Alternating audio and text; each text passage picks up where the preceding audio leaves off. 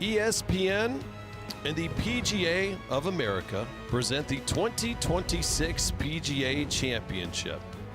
Today, third round coverage live from Aronimink Golf Club here in Newtown Square, Pennsylvania. And the best players in the game of golf have arrived, the fans have arrived, and so has Mother Nature blessed us with great weather, as you're going to see incredible scenes on this fantastic championship venue. I'm Peter Burns alongside Carl Paulson and our third member who gets to stroll along the greatness of Brooks Koepka and Rory McIlroy on the course today. That is Mr. Matt Every. We walk in the grounds and quite the leaderboard shaping up, Carl. This is going to be a fun day. Yeah, it's going to be a blast. The golf course has been softened by the PGA of America a bit. We're going to see a bunch of birdies today. We've already seen it in the early goings, and it's going to be a lot of fun. As the wind picks up this afternoon, though, it's going to be fun to watch these guys in the afternoon try to navigate around a golf course that might have just a few more opportunities today. Michael Kim taking advantage of making the cut right on the line. He shot 30 on that front nine, and we might see one of those scores from these two guys today. Yeah, well, look, we've got a great group today. Two heavyweights and two guys that are no stranger to being at the top of the leaderboard in major championships.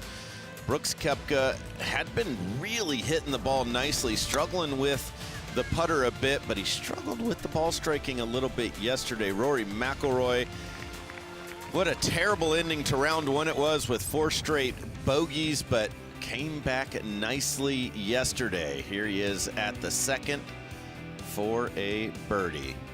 And when Rory McIlroy starts making putts, look out. Same thing can be said for Brooks Koepka. A little bit of a theme here. Had a lot of left to righters that he buried in the center of the cup. Another great putt there. And for him, that's another one of those left to right putts that just caught his eye, and he was rolling the rock. His 16th bogey-free round at a major. That's a awfully clean car. I don't care if you make one birdie in all pars in a major championship, that is going to go a long way. 15 greens hit for Rory McIlroy to get him back into contention, and for Koepka, right from the jump.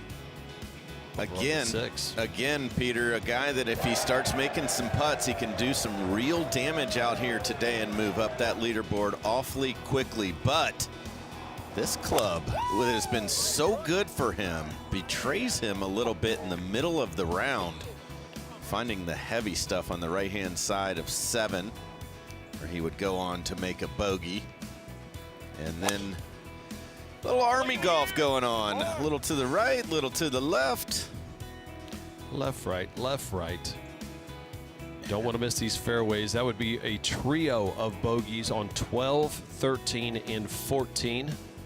Then on 16, almost a holdout for eagle. Yeah, this was a great shot. Could have easily taken a little more break and gone in the hole. But boy, I tell you what, as these guys got towards the end of their round yesterday, they were treated to some beautiful weather with the wind dying down and allowing some of these players to make some birdies heading into the weekend. As we take a look at the first hole, it's a gentle handshake here at Aronimink Golf Club.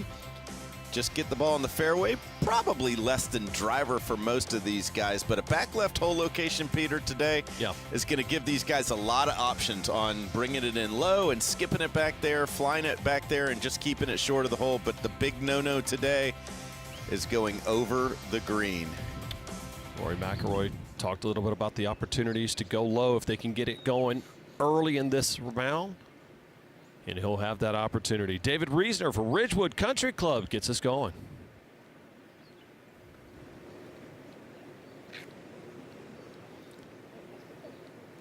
Good morning, ladies and gentlemen. Welcome to the 108th PGA Championship. This is the 11 a.m. starting time. Please welcome to the tee the 2018, 2019, and 2023 PGA champion from Florida, Brooks Koepka. Brooks has made a lot of changes in the putting stroke. He's hitting a lot of good putts, Pete, that just will not go in. He just needs to stay patient until that time comes. When he starts hooping, he will be back in the winner's circle. Wind all the way back up in double digits here in the early goings. This might need a little kick to the right. Came on for Koepka. Yeah, beautiful.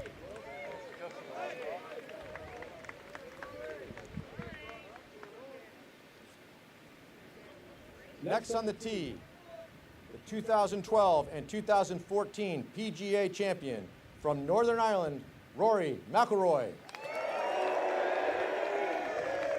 Two fan favorites, as the Philadelphians have absolutely shown out. It is packed out here with people. We'll hear from Matt Every on that in just a little bit, but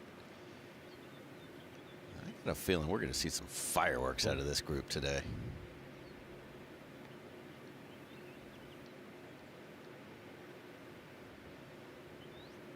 You can see his drives in rounds 1 and 2.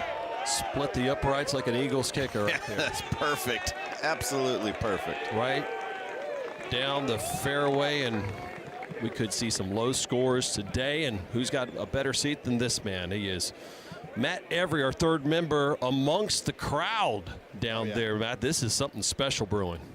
It is, Peter. What a day we have in our hands here in this third round. It's kind of nostalgic out here. Dustin Johnson and Jordan Spieth and the group in front of us, and then Brooks Koepka and Rory McIlroy playing some really nice golf tee to green. I mean, these guys are right where they want to be. Only 5 back on a golf course that's lending itself to some birdies today. Different wind direction coming out of the southwest. Temps are a lot warmer. A good round of golf is still going to go a long ways today, but there's a lot more birdie opportunities for sure. 72 degrees, so the fans will be treated to quite a day. Now, the question is, Matt, and you've been talking to a lot of players on the grounds about just the conditions of the course and the setup over the course over the last 2 rounds. Yeah, look, I think the weather had a lot to do with that, Peter. Obviously, the pins were tough, but so was the weather. I mean, it was nippy out here in the 50s and blowing 20, winds out of the north. That's about as tough of conditions as you can get here in May. Today, not the case, and you'll see lower scores for sure, but you're going to see some bad ones too. Looking forward to Matt being on the course all day long. I mean, just look at that sea of people coming your way, Matt. Buckle up. I'm telling you. Well, Matt was talking about it at dinner. We were having dinner and last night, you know, on the feature groups, you always get some of the marquee names, and you're always wondering on Saturday who you're going to get. And we're sitting in the middle of dinner going, can you believe it? Brooks Koepka and Rory McIlroy. So if you thought the crowds were great on Thursday and Friday with 72-degree weather, I mean, this feels like Ryder Cup style crowds. Yep. You know. My mother texted me and asked me who we're covering today, and I texted her back, and she goes, man, you're getting some good assignments. So even my mom knows that we've got the best group on the course today. Hopefully they will show up and make a bunch of birdies for us. I got to be on my best behavior if Mama Paulson is going to be dialed in. And these guys are dialed in, and so are Alex Smalley and Maverick McNeely. But I think the bigger question here, or storyline, Carl, 58 players within 6 shots of the lead, including 12 major champions within 5 strokes of that lead. Yeah, this is going to be a heck of a lot of fun today. It's all bunched up. I know a lot of the players were complaining about the setup a little bit and how it's too difficult to separate yourself if you're playing good golf. But boy, as a fan of the game and as a fan of watching this major championship on the weekend, could we have a better setup? I don't think so. Michael Kim chips in for Eagle last night to make the cut. Yeah. And just goes out there and blitzes the front. Ran into some trouble at the 10th, but it's fun to watch these guys shooting 30, 31, 32 on the front 9. As we see a championship Saturday brewing, and here's a look at the spray chart over on the first hole. Already 5 birdies, and that's what Rory had talked about. We'll see what Brooks are going to be first to play, but Rory yesterday said, listen, there's a bunched up score leaderboard right now, but if these guys get into couple of wedges that get close, you can go out in 4 or 5 under and all of a sudden put yourself in contention. Look, the easy way to game plan in major championships is you take a look at the par 5s. Take care of the 2 par 5s. If you do that, there's 2 birdies there. You've got a drivable par 4 today, and the 13th is playing under 300 yards. Take care of that one. Hit a wedge or 2 close. Maybe make a 25-footer somewhere and limit the mistakes. If you do that, you shoot yourself a 65 and get yourself right back in the mix. Brooks and Ricky Elliott having a little conversation here on the first, Matt. Yeah, I do as well. My thing is just want a little bit. I just think you have a 3/4 move thing in out of the right. Yeah. Locked out a bit. We got him at 133 Just a normal. Yeah, just here at the opener. Back uphill, maybe 5 yards. Pretty good breeze in off the right at the moment. Got a guard from going long here.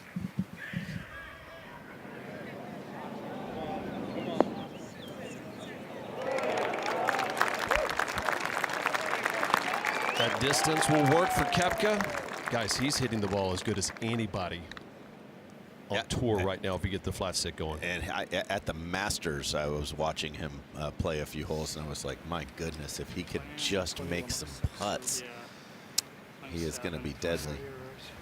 It's like 3/4 wedge. You like that? Yep.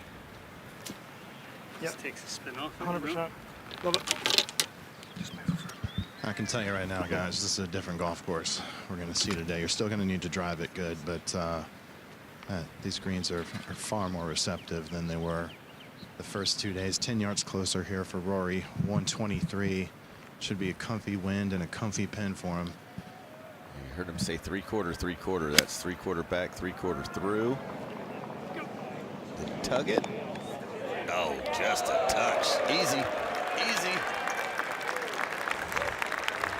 Part of the coverage we bring to you on ESPN Plus is being able to listen into those caddy conversations, and I think that was huge right there, Carl, talking about let's keep the spin off of it a little bit. 3/4. Yeah, Rory McIlroy's been working on this shot for over a year now. He takes it back shoulder high and comes through and stops shoulder high, and you just create a little less speed when you do that. And with the less speed, with the speed coming down, the spin comes down, and I think it's been a very good shot for him. Let's go take a look at some of the numbers this week. These first 2 rounds, if you've seen it, a difference in the way the nines have played. Yeah, I mean, we saw it on Tuesday when we went out and looked at the golf course, walked that first 6 holes. I was like, my goodness, you can really make some good opportunities for yourself on the first 6 holes, and 9's a par 5, but if you don't play well on that front 9, you better buckle up, because that back 9 is all you want. That's right. And so we see just not a whole heck of a lot of birdie holes through the first 2 days, and that's created a bunched leaderboard. Talked about the 58 players within 6 strokes of the lead. There's 12 major champions within 5 strokes of the lead. You see Rory actually dialed in the different way, although it's a great stat right there by our graphics crew showing he's actually played better on the back 9. I'd love to know how many players, Carl, had a better scoring average on the back 9 this week than the front 9. I'm guessing you could count those on one hand.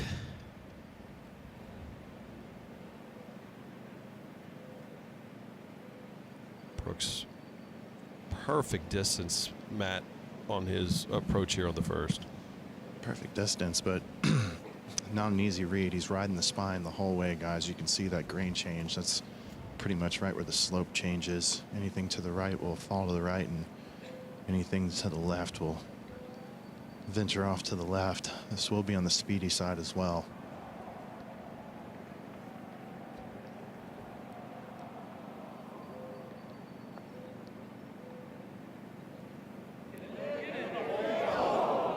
He has hit thousands of putts just like that in the last month and a half. It is so close. Watched him on the putt and green, guys, and it looked great. Very fluid, no hitch in there, no hit in there. Head was staying down. You know, sometimes it's just takes one, Carl. Who knows when it's going to happen? Yeah, catch a little bit of a streak if you see one of those 25-footers go in.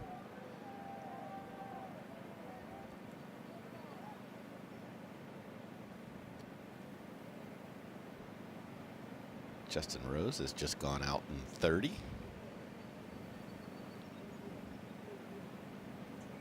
That'll hunt. Just look at the sheer crowd that's here to see Rory McIlroy trying to go back-to-back of the majors, Matt. What a look here at the first. I mean, uphill. I got it on the edge, maybe just outside, but man, this would set this place ablaze if it finds the bottom.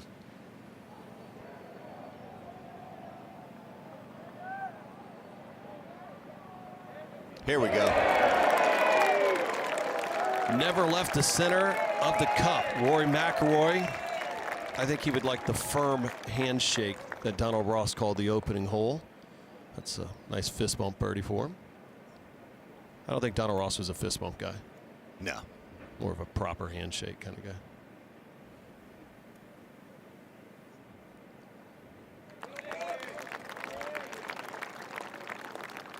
For Brooks Koepka, the name of the game is just stay patient with that putter. You never know. And Matt knows this, Pete. If you just play 1 hour of good golf every day, you'll find yourself in contention. You don't have to play great for 18 holes. Find a stretch of holes, make 3 out of 4, 4 out of 5, something like that, and limit the mistakes. As we head on over to the second, the par 4, 407 yards, and that pin placement, that's an interesting one today, my friend. Yeah, but these guys are going to be hitting a flip wedge in here. We've got a different wind condition. It's been in and out of the right. You know, in the first 2 rounds today, should be helping just a little bit, and so these guys are just going to bomb it right over the cluster of bunkers on the left-hand side and have a little flick into the green.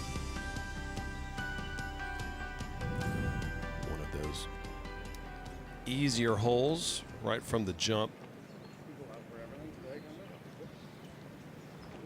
Yeah, we saw Rory. We had his first round on the feature groups and just struggled with the driver.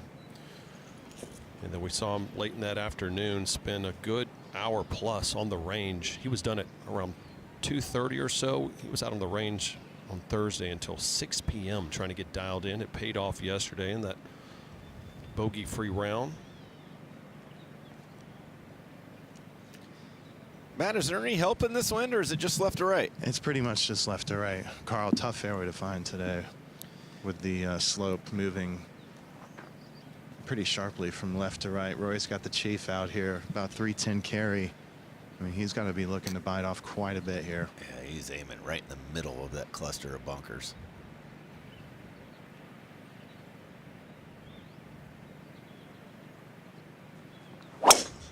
Kind of stepped into that one. If that one doesn't fly the bunkers, nobody can fly the bunkers. Oh, just cut a little bit too much off. That ball's going to find the rough, so it depends on the lie. Yeah, he'll have less than 100 yards, though. That's very doable from the rough.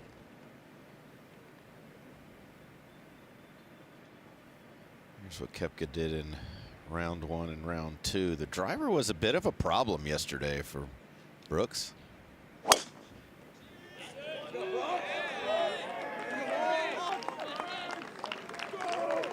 This should be perfect. Sit ball. Golly. Now Matt hit Course the nail getting a on little bit warmer.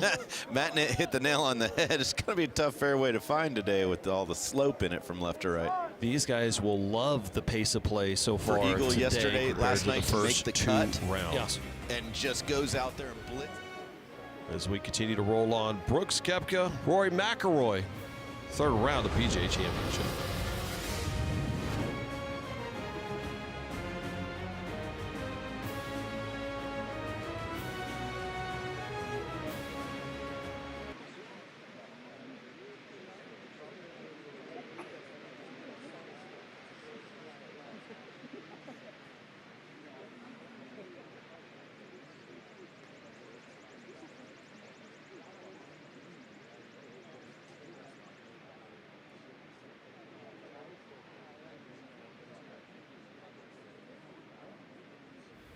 Tell him I said hello. I will. He just texted and said, dude, Rory and Koepka on a Saturday, the PGA, let's go. Telling you.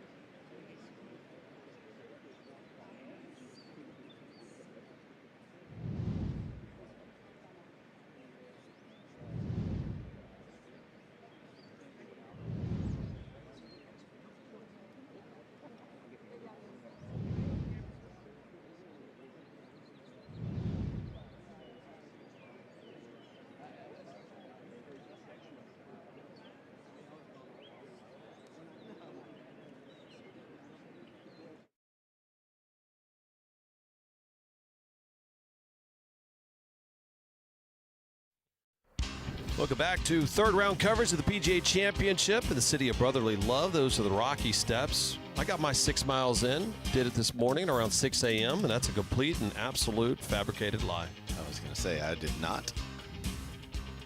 Did get a chance to sleep in, as well as Rory McIlroy and Brooks Koepka. Both of them.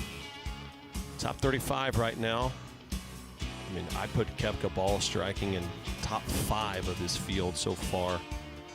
Out of the 82 players that made the cut, 75th in strokes gained putting. And really just all season long, 166 qualified players in rankings. His strokes gained in putting, 149th. I will tell you this, it has not been good. I will give you that. But his stroke has gotten so much better, and he's made so many steps forward with the putter. It's coming, I'm telling you. It's coming. Maybe today will be that day.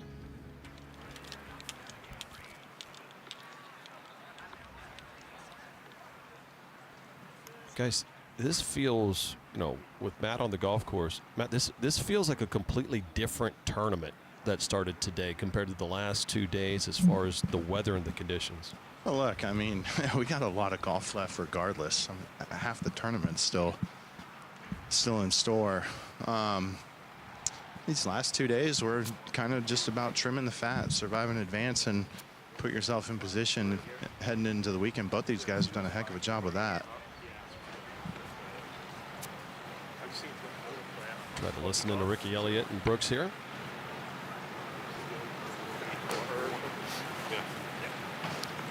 This is not ideal here for Brooks. He drew a pretty rough lie. Ball sitting down, a lot of grass behind it. He's got to be looking towards the center of the green. If he takes it on, let's bring it over into play. Run down to the 8th tee box. Yeah, he was looking well to the left. Still might need to bite. Yeah, I tell you what, that shows you right there the type of patience that he has in major championships. Proper play for sure.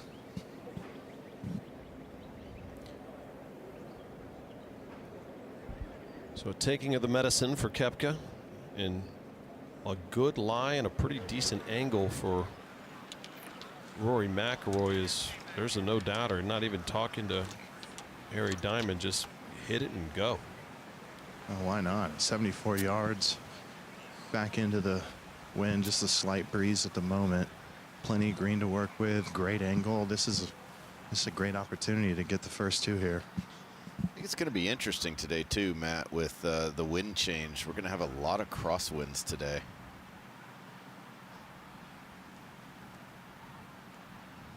Still looking a little left of the flag.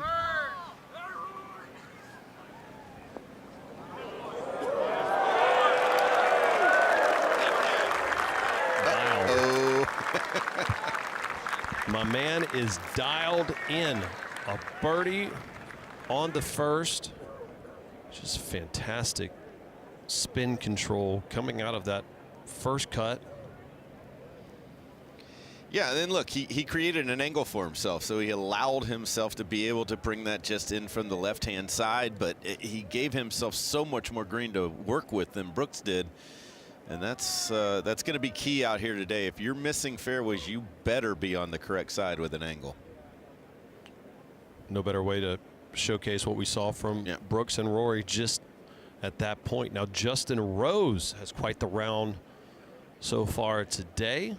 Was 3 over coming into round 3, 5 under. He is the low round so far. He's the third person that's gotten it to 5 under par at some point today. A couple of them have fallen off. Michael Kim shot 30 on the front and promptly doubled the 10th hole. Now Rose goes out in 30. We'll see if he can do better on the way home. Padraig 3 under in his round so far today to get him into the top 25. You know, Mav McNeely credited Padraig. He played with him, and he said he really was inspired by Padraig and how much of a pro's pro he was. And I think that was an excellent pairing for Maverick, and he had his learning cap on. I think somebody yesterday said, well, he's such a young kid. He's 30 with a kid, so. Right. No. Yeah, to me, he's a young kid. Yeah. You see, that's that stat we were talking about. 166 qualified players this on tour. Koepka 149, but you said really coming along. 169 3 putts yesterday, and that's amazing. What? Yes. They had 127 in round 1. 169 we're almost yesterday. at 300. Well, let's see, Matt, how the lag works for Koepka. Yeah, that's nicely done. I think you'd want that one over. Really? I mean, that's all of 6 feet right there. 5.5, 6 feet. Yeah, just didn't see that borrow right at the end of it. Let me tell you something, Peter. Guys that are struggling with their putting, they're not thrilled when they hit 40 footers to 5 feet. We're looking for tap-ins. That's true. It is a frustrating way to play the game of golf, though, the way Brooks is doing it right now. To just beat your head against the wall because you feel like you're doing the hard part so well, the tee to green stuff. But that putter, man, it's a different story. It can cover up a lot of bad, and it can add on to a lot of good. A pretty good swinger here from left to right for Rory. I'd say at least a cup out. Yeah, he's got to be thrilled with that. All the putts he made yesterday were breaking left to right.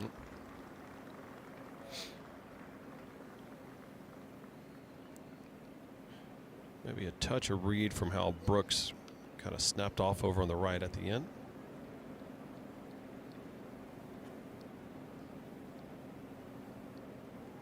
No. Man, he still didn't play enough.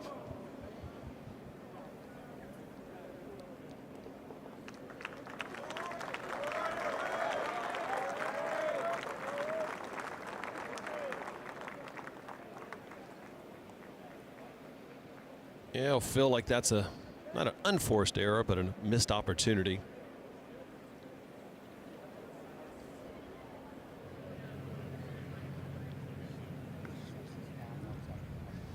Okay, a little work left here for Brooks.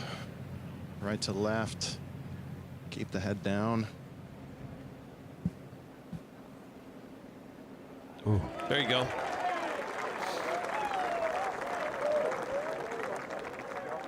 That'll help with that confidence, just being able to get an early one underneath the belt.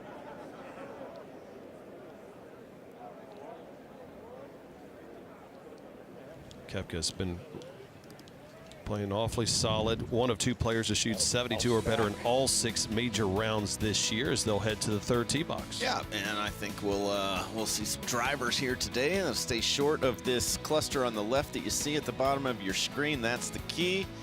Play it out to that right-hand side. You can go as far as you want. Back left hole location, and again, I think these back hole locations with the firmness of these greens are going to make it a little bit easier for these players to kind of bounce them in there. When they're soft and the pins are in the back, it's much tougher having to control the spin.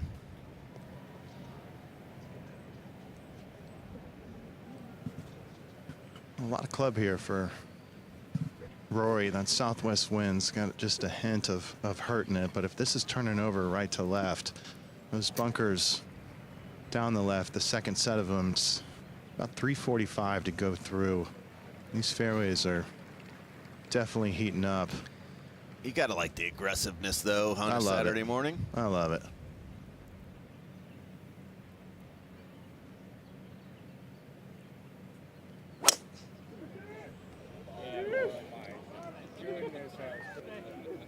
Turning over towards those bunkers. Oh. Yeah, that's a good call by Matt. He just tried to thread the needle there.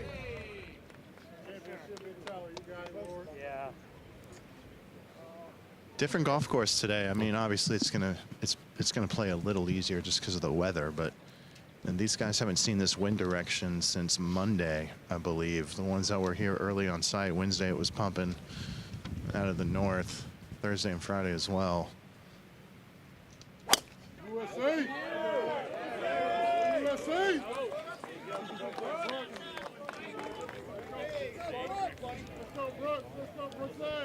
Another fairway hit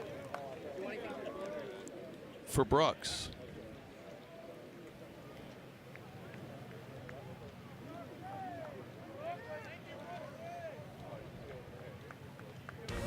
Quite the different pace for these players today as we continue our third round coverage of the 108th PGA Championship at Aronimink.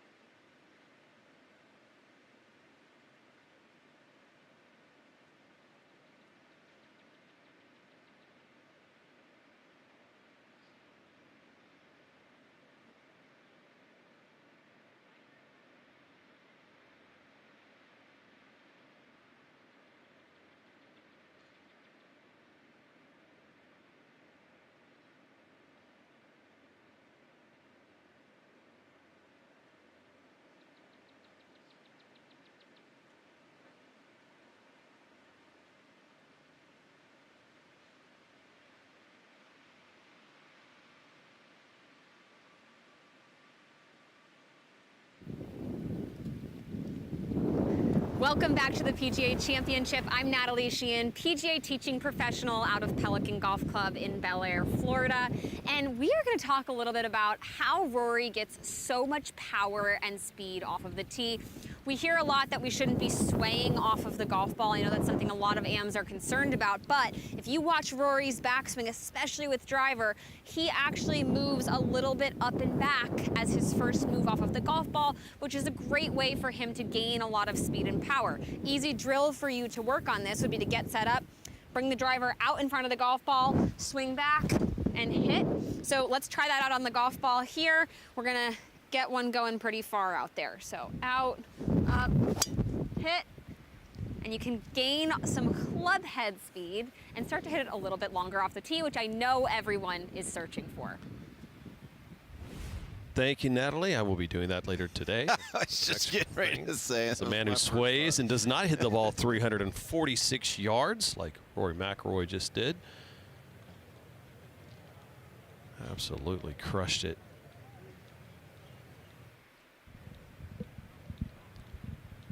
But did not find that fairway. Brooks Koepka did.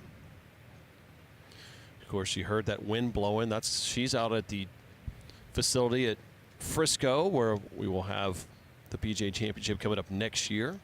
I was just going to say, obviously the wind is blowing everywhere in the United States today.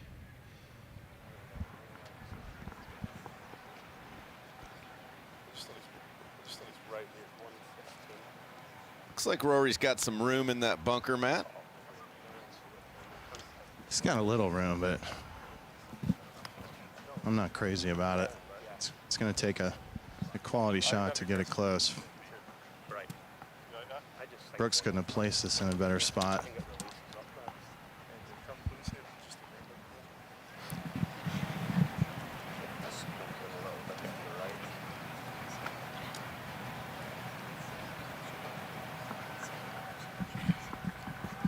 .116 here for the Koepka back left pin. Easily could skip one back there. You got to protect against going long, but all in all, this is probably the easiest location on the green. Yeah, it's good, smart play. I know he wanted one more skip out of that, but it's just tough to trust it flying it all the way back there. These back hole locations, they have that infinity edge look to it, and your heart's in your throat for a little bit when you fly it all the way back there. Rory hopping in here quickly. We got him at 97 yards. It is a nice lie. He'll get it up over the lip easily, but the shot calls for a ball to be skipped back there, and he's going to have to lift this in the air. So if this is going to be close, it's probably going to have to fly the majority of the way back to the hole. aiming well to the right. I was trying to Turn one in there. draw one in. Yeah. Saw Justin Thomas do that yesterday. Oh, that was really well. sweet, too.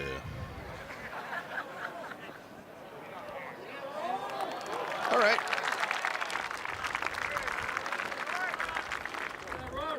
Must-see golf today if you're able to get a ticket, which is a tough one to get, as many fans have come out. And next year, you'll have an opportunity to get your tickets now. After 60 years, PGA Championship making its historic return to Dallas-Fort Worth. 2027 PGA Championship at the PGA of America in Frisco. That field welcomes you all back to Texas. To register for tickets, visit PGAchampionship.com/register. Registration does close soon. Did you see the wind whipping right there? Had an opportunity to see that facility, and that you get some. It feels like Corpus Christi, Texas, at some point. Yeah, that's what the boys will be dealing with next May. They are dealing with great conditions at Aronimink.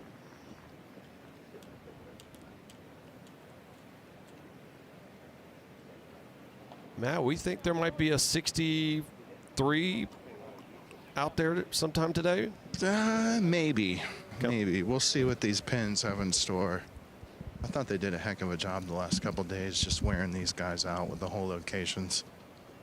But with that being said, that has to mean there's easy ones that are about to be used as well, because you're just running out of tough ones here. There's not a lot of usable space on these greens.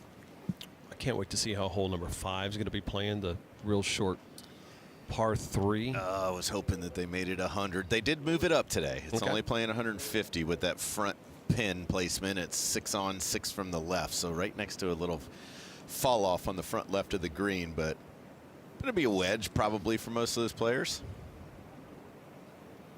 Look at that crowd, some 5 deep to watch this featured group.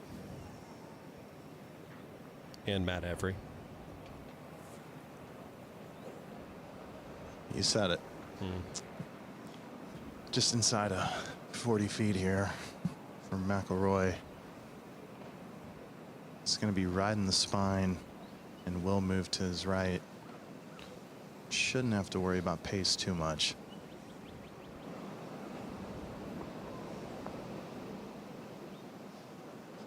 Keep your head up. Oh.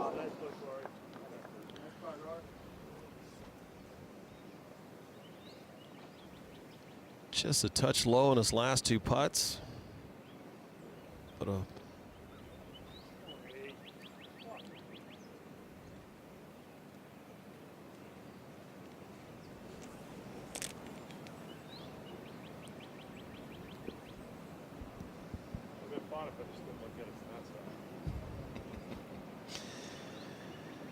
He's getting 2 different reads, Matt, from behind the hole and behind the ball. Yeah.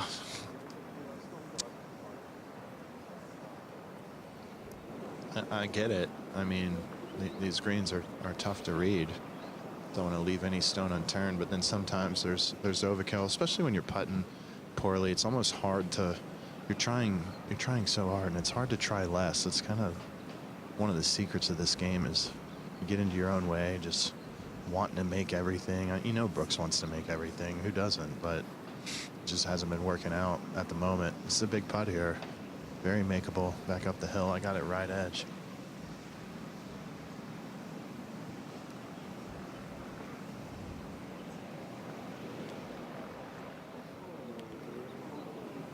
Wow. Slides by once again. That was not a very good putt.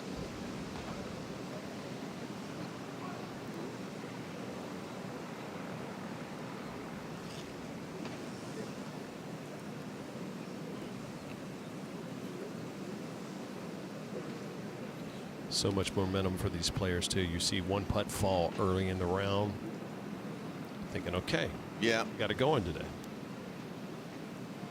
Especially for Brooks, if you've been struggling when they don't go in, going, here we go again. Well, Matt is absolutely correct too. When you're struggling with a part of your game, sometimes it's just so much better for you to get a little bit more athletic, get a little bit more reactionary. Go up there, mark the ball, have them clean it, put it down, don't put a line on it, get back, look at it once, get up and hit it. And sometimes your athletic ability and your instincts will take over and you'll start putting a little better.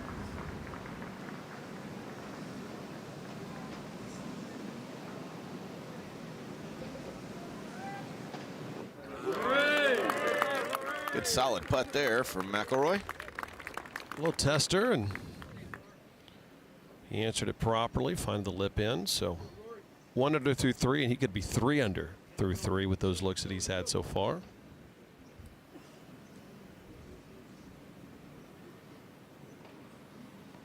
I think this is a pretty big putt for Brooks.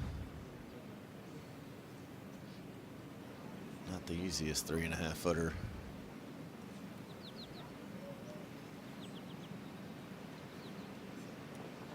Back at the cup.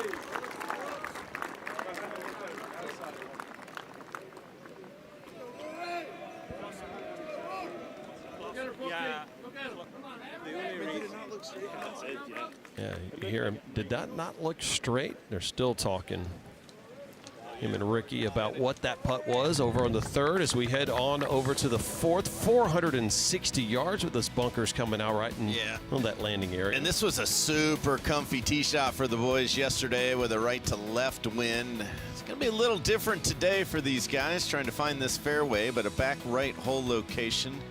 A little bit of a theme going here in the early goings in round 3 with these hole locations.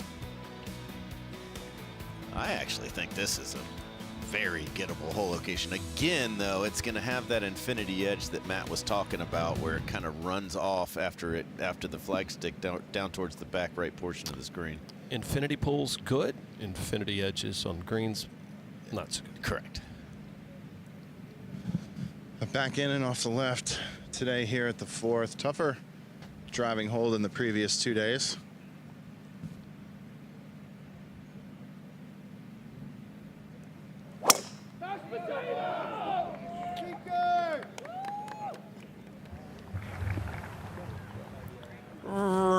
Good Lord.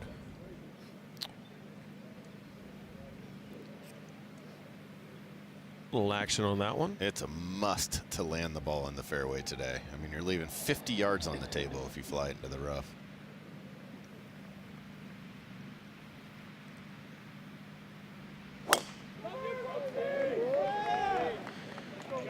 Another quick pickup of the tee for Brooks, which means it just splits the upright, but some probably 15 to 20 yards behind Rory McIlroy. But in the short stuff, as these guys who get ready to head on over to the 4th. McIlroy 4 strokes off the lead. Koepka 5 as we continue our 3rd round coverage. It's Saturday here at the 108th PGA Championship at Aronimink.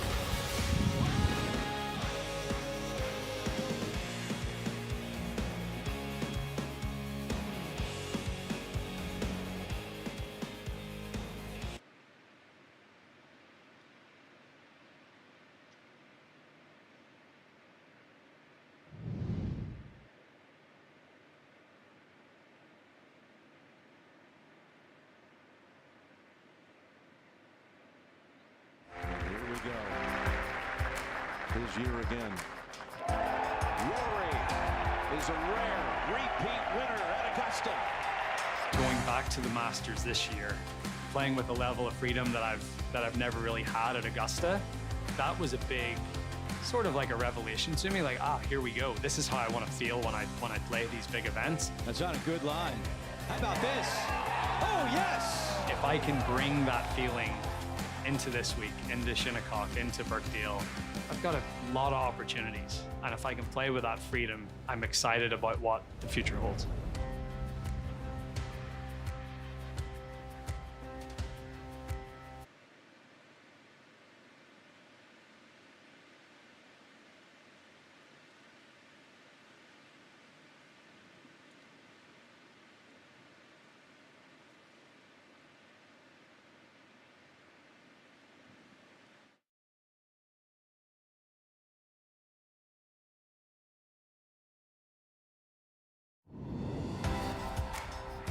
Here we go. His year again. Rory is a rare repeat winner at Augusta. Going back to the Masters this year, playing with a level of freedom that I've never really had at Augusta, that was a big, sort of like a revelation to me. Like, here we go. This is how I want to feel when I play these big events. That's on a good line. How about this? Oh yes! If I can bring that feeling into this week, into Shinnecock, into Birkdale, I've got a lot of opportunities. And if I can play with that freedom, I'm excited about what the future holds.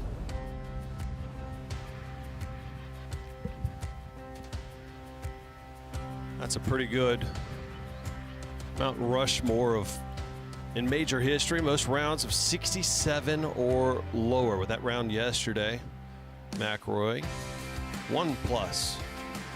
Jack and Phil still catching Tiger, but might have an opportunity to add another one of those today. Well, he certainly got the scoring conditions as of now. Wind is supposed to pick up a little bit as the afternoon marches on. Is that any good right there, these two? I'd say so. Only 48% of the players hit this fairway yesterday, both in perfect spots. Try to listen into some of these conversations between the caddies and players. No, I don't think there is that much. So you hit like a aggressive 40. Yeah, it's just aggressive. Yeah. 148 from the dead center of the fairway here for Koepka. Tough pin though in the back right portion. Wind quartering in off the left. Carl, you said at that infinity edge back here, it's got to be a perfect number to fly it all the way back. It's on a good line.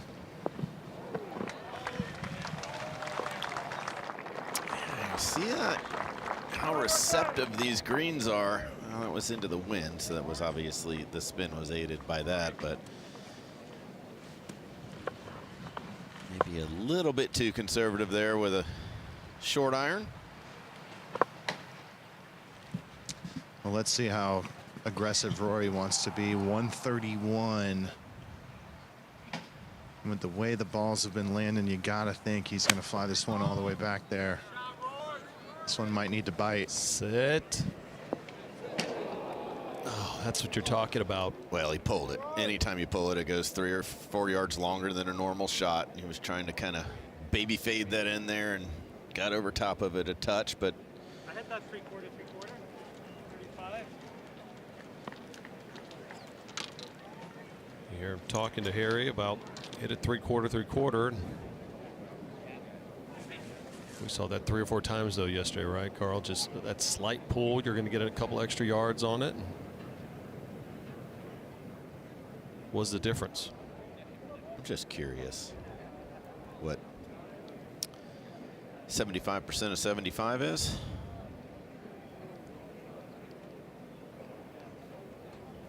It's the 56.25 shot. I was told there would be no math this week.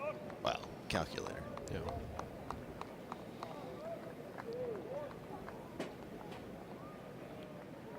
Carl Paulson, Matt Every on the golf course. I'm Peter Burns. As we see some low rounds so far today. couple of 5-unders, including Justin Rose, has played himself up into the top 10.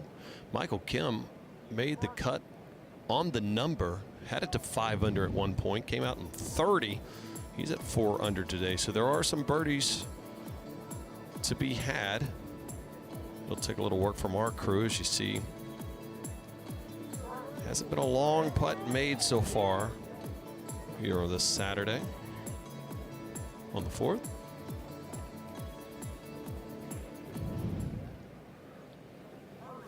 Yeah, you saw those green dots that were pretty close to the hole. Those are the guys, you know, coming through earlier that really don't have a whole lot to lose and starting off being a little aggressive, trying to go as low as you possibly can to get up as high as you can on that leaderboard.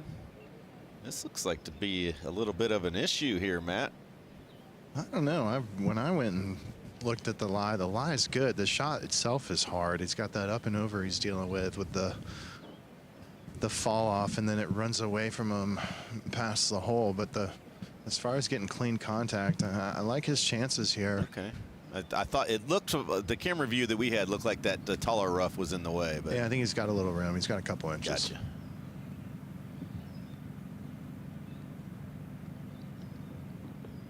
Settle. Okay.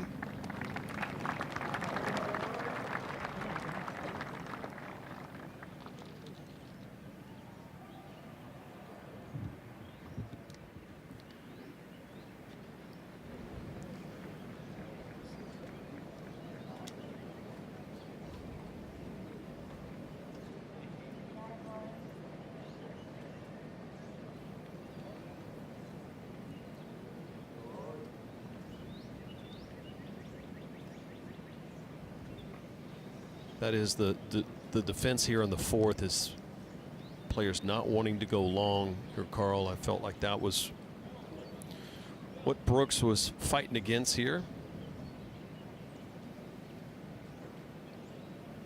This is going to be a popular spot to putt from, no doubt about that. Going to be slow. Back up the hill just outside of 30 feet. And a pretty good swinger from right to left for Brooks. We're due for one of these to fall. Yeah. Will it be this one?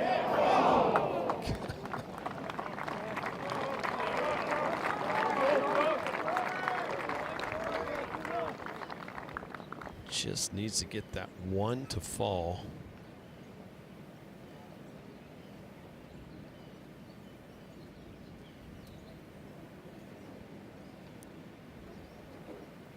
Post-round press conference, he's called the putting horrendous. And I wouldn't call it necessarily horrendous, Carl, just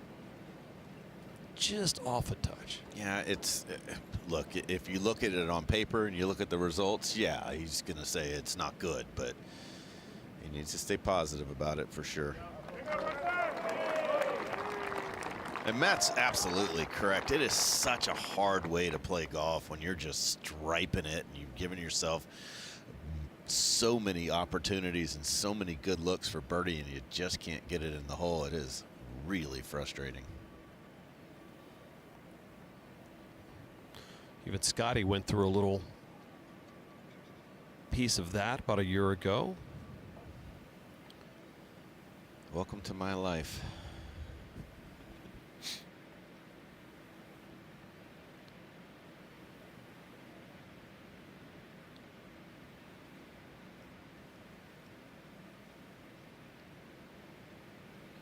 Oh no.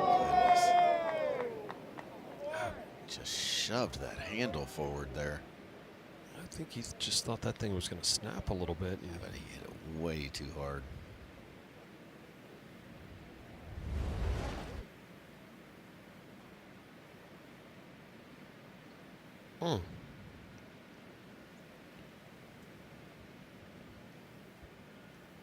Not going to be a happy camper with that one, as McIlroy will clean this one up.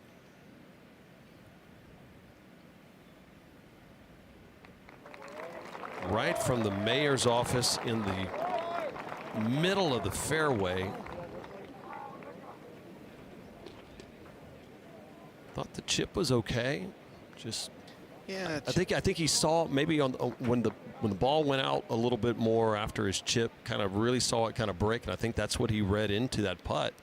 And like you said, just too much speed. Yeah, the chip got away from him a little bit, obviously, but he was just trying to slam that thing in the hole, it looked like, and didn't quite get it on line. Front hole location today here at the par 3 fifth, 150 yards into a little bit of a breeze, so you'll see some 9-irons and some wedges here today. You want to be a little bit right of this hole location. Just left of it, there's a little bit of a dip and the ball will roll down off the green. So if you're just a touch right of it, you'll be safe from that little fall off. This is one that could have been fun had they played it even shorter, about 120 yards, just ripping I was hoping wedges they were back. Go down to the next tee box. Now Koepka.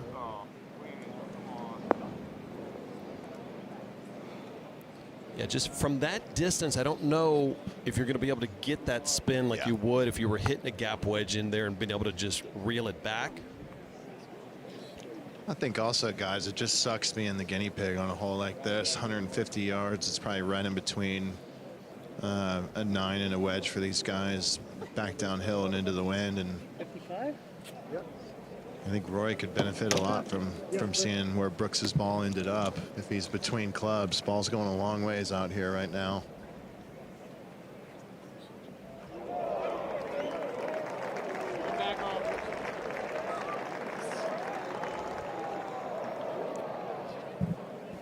You see the proximity to all the holes to each other, Matt. That's what you're going to get a lot as players backing off as reactions from other holes. Yeah, he's got to be taking dead aim here, guys. This pin's just 6 paces on, cutting that trough.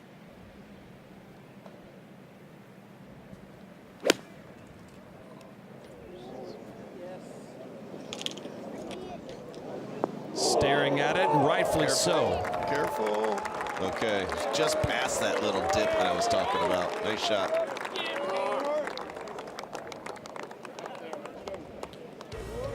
So Rory will try to get one back that he had from the bogey on 4 as we continue our Saturday coverage of the 3rd round of the PGA Championship at Aronimink.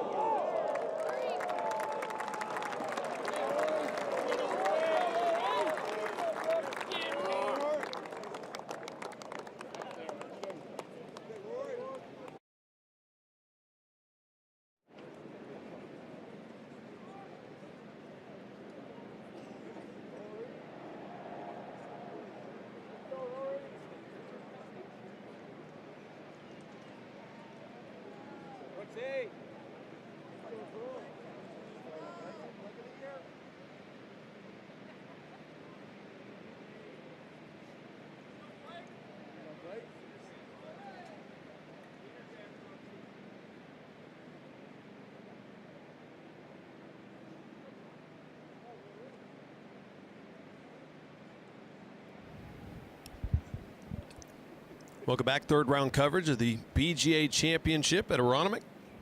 Our featured group: Brooks Koepka, Rory McIlroy,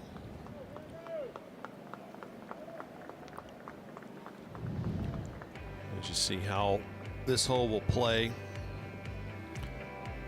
McIlroy getting that distance, but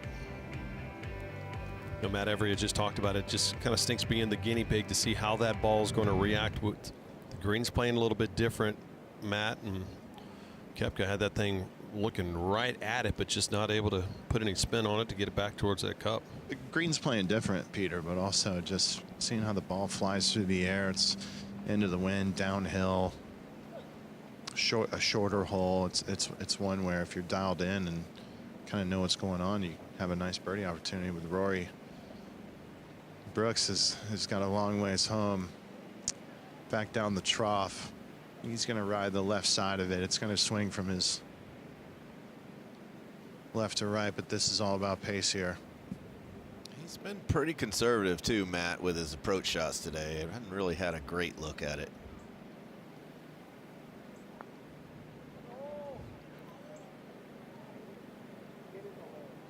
Break.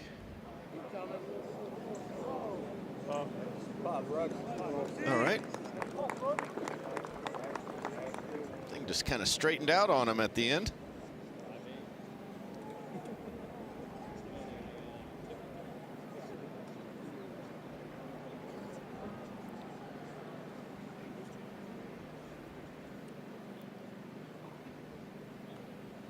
This thing a little bit on that spine or fairly straight, Matt? No, it's gonna have some movement from left to right. You're not gonna find a straight putt out here, Peter. It's almost impossible. I've tripped over myself like 10 times this week saying anything straight, and then they hit it and it breaks a foot. It's part of the challenge here at Aronimink. It really is. It's all about the hole locations and the green complexes. Another left to righter here for Rory, and really another opportunity for a birdie. This is very makeable. I love that we can nix the we can eliminate the straight putt here at this golf course.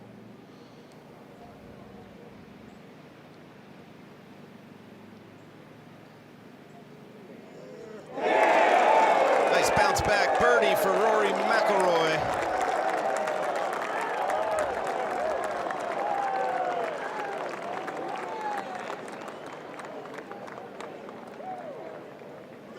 Guys, that was super cool. Right when Rory poured in that putt, Xander on the 4th green made a bomb. It was like back-to-back eruptions out here. We will see and hear quite the amount of roars today, I would imagine.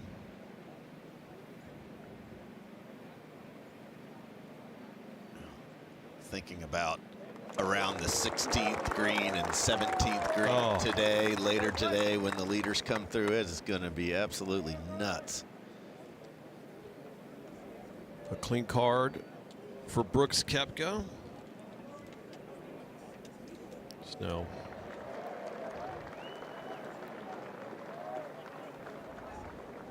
Rory taking that head cover off the driver on 6, and cheeky dogleg right here. Yeah, we should have a favorable wind. We'll find out from Matt here in just a second, but if these guys can absolutely pop one and get it in between those bunkers, we might see something up pretty close to this green. It is 397 yards, though. I don't expect anybody to drive the green, but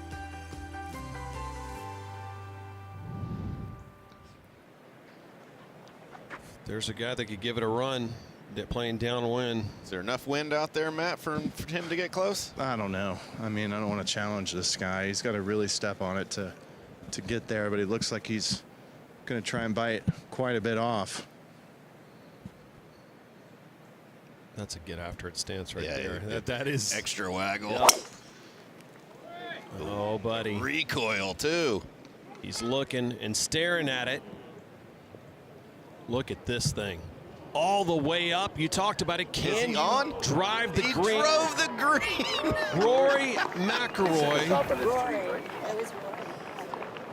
has driven the par 4-6 into Jordan Spieth from Dustin Johnson's group, some 390 plus yards. Wow. Well, follow that one, Brooks. That's when you might hit the 3-wood. Good looking shot here from Brooks, too. I think I will take one. Wow, that was impressive.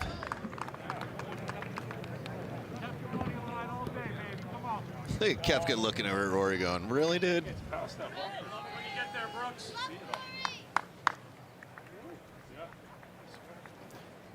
Let's take one more look at Rory's drive. 397-yard par 4 today. And he will have an eagle putt. Just hit it right in the garden spot. Got that trampoline bounce, and now he'll be putting for it too. Sorry, guys.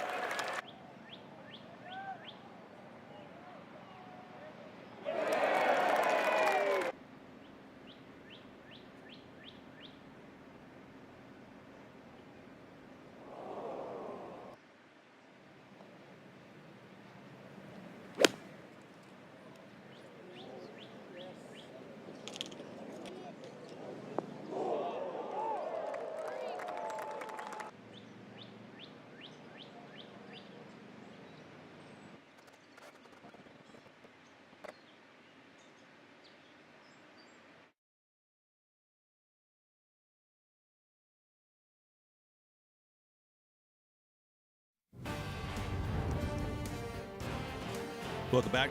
Third round coverage featured Bruce, Brooks Koepka, and this guy, Rory McIlroy. Carl, it was a quick start for him. Yeah, getting things started off in a hurry with a little wedge here at the first.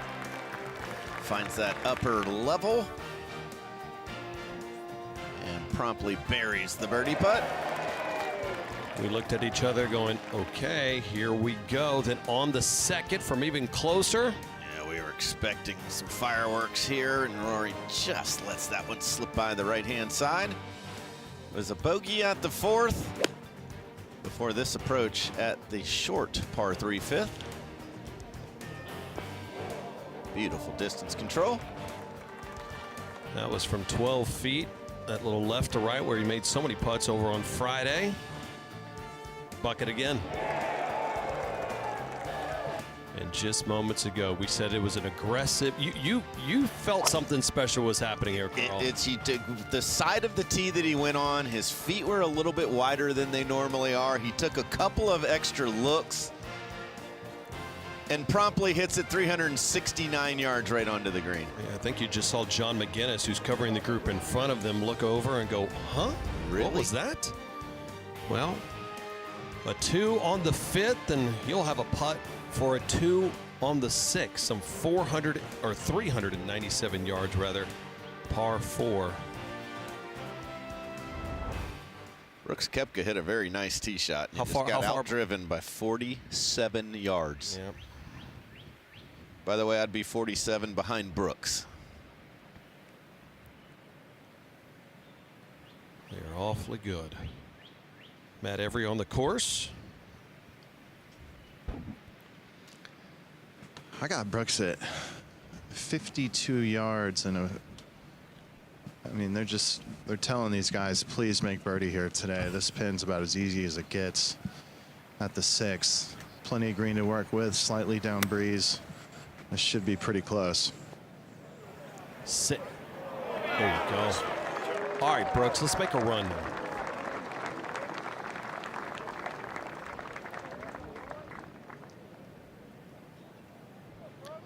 And there is a look at what Rory McIlroy did.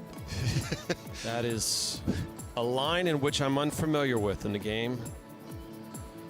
Just hit it in a perfect spot. One of these kids is not like the others. 11 birdies so far today. I can't tell you how big that putt is going to be for Brooks on the other side of it as well, too. It's going to be fast, too. 55 feet for what will be our third 2 on a par 4 this week. You know, we've had a chance to see John Rahm's eagle at, what was that, on 8? 2, or no, hole 2, right?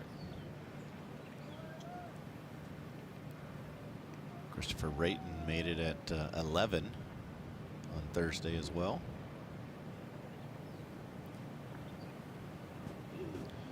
Pretty gradual movement here from left to right for Rory, just outside of 50 feet. I do think he needs to worry about the speed. It could deceivingly look like it's uphill, but this is playing downwind, and let's see this getting away from him. It's sort We're of looking at about 4 or 5 feet of movement from left to right. Yeah, man, it's got that look like it's uphill for the kind of the first half, but when it starts taking that turn to the right, oh, he's crushed this Settle. too. Settle. Okay.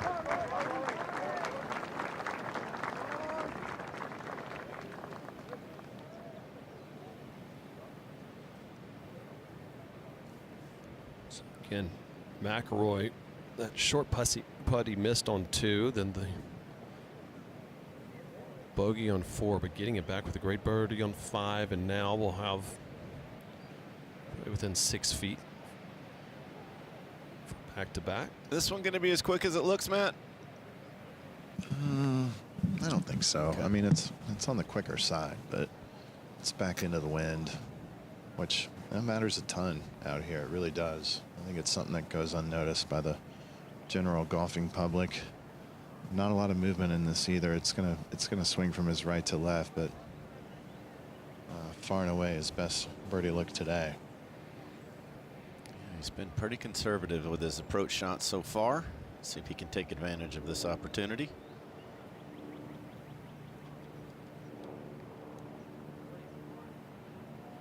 Pushed it. Mm.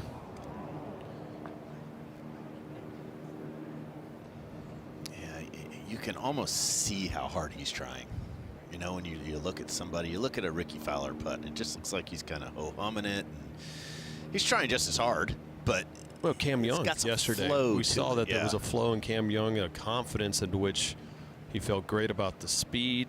Looks like Brooks is just trying to force the ball into the hole instead of just letting it fall in. That's an easy rut to get into.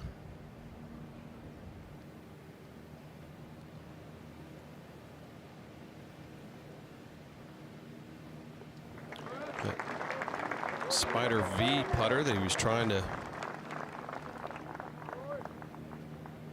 find some type of look. As you see him kind of shake his head. Clean sheet from Brooks, but it's going to need a lot more, as there's a lot of birdies out there, including one that we might see from Rory McIlroy after this 390+ yard drive. Matt? Not much work left here for Rory. Fairly flat overall, just checking it out from all angles. Well, you get rid of that short miss at the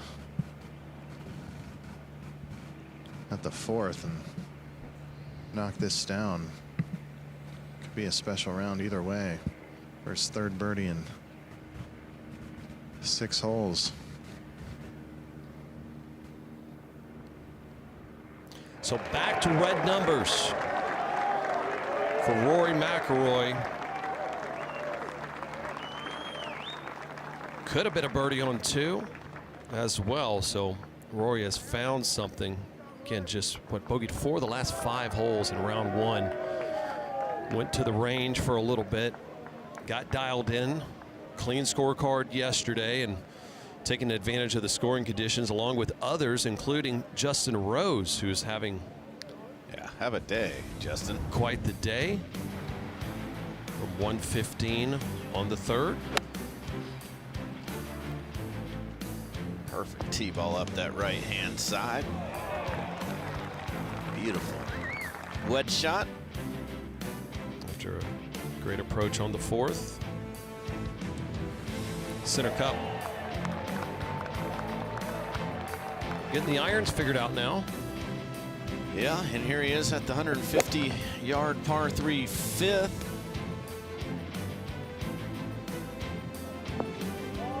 Oh, look at this. What a break that was. Uses the slope on the very far right-hand side of the green. Wedge game getting dialed in on the 6. Nearly makes the 2. Remember, played well at Augusta, then made a change in the irons, went to the McLaren irons. We saw him earlier this week on the range. He had 21 irons on the range trying to figure out how to get dialed in.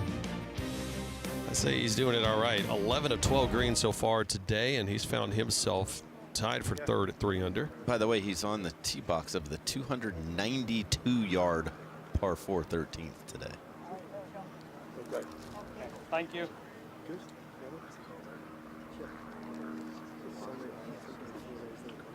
Fun setup for the course today.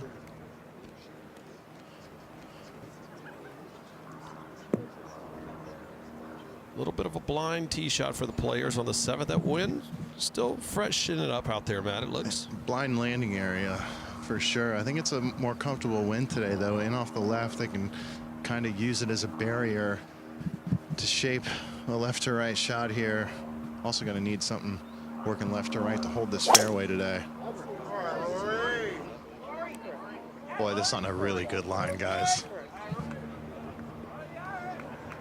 Look at this. Now you talked about it. Look at, might get some bad luck if it heads down that little hump. We'll see if it's, I can't imagine it staying in the fairway from that angle. I mean, he is just turning this into a pitch and putt. Well, that's what a lot of the players thought it would be coming in this week.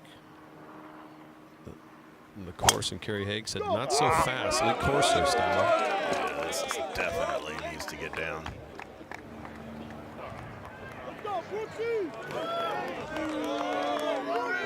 Well, we just saw a ton of that over the first 2 days of this championship, where Matt had a real astute point there, is if you almost need to carve it left to right for that ball to stay in the fairway. Rory McIlroy now 3 back of the lead. Brooks Koepka playing some golf on this fine Saturday at Aronimink.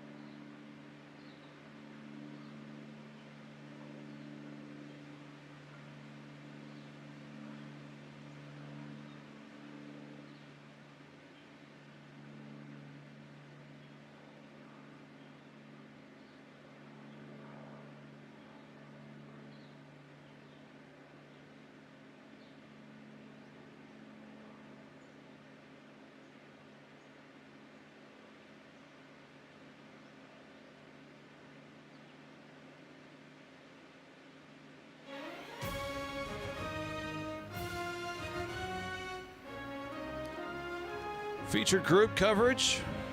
Carl Paulson, Matt Every on the course. I'm Peter Burns, and what a treat it's been to watch these two guys. Today, Rory McIlroy just drove it on the 6th.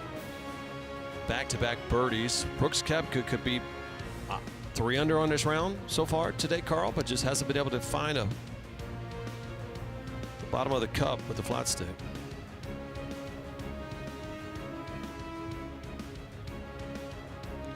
Guys getting their snacks in. I think their snacks are probably healthier than ours that we have here in Yeah, I think the so. announcing booth. I think so. World-class athletes, not so much when it comes to the announcers. Really speaking for myself. You see Koepka and McIlroy.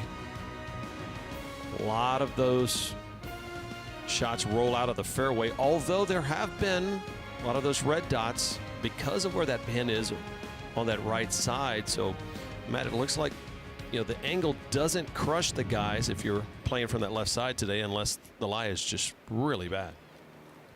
Yeah, you got to, I mean, you definitely got a point there. It's not a great lie for Brooks. I got him at 112 yards. It's one he's going to have to muscle out of there. But do it look center of the green? Is it doable? Absolutely. I think that's where he's looking. But right now, center of the green, not really doing you any favors. You need to make some birdies. 112 here for Koepka. Wind at the moment, blowing just a hair off the left. Oh, Yeah, that looked like a pretty thick lie there, as Matt was alluding to, and he just tried to rip one out of there.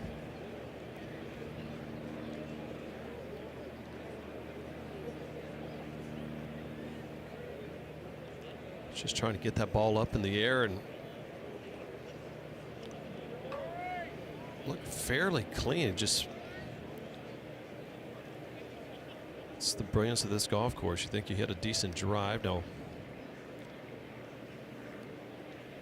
Rory went almost all the way up to the green, it looked like, Matt, to get a kind of a read of where he wants to land this thing. Yeah, drew a great lie. And right next to an old divot. You can see a lot of the golf ball, not a ton of grass behind it. Just inside of 60 yards. He's got some green to work with as well. This is it's another good look at birdie here, if you ask me.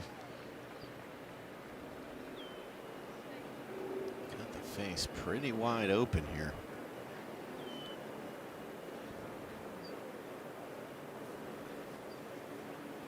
Well, just a slight gust back downwind from this angle. It's the only thing I think he's got going against him.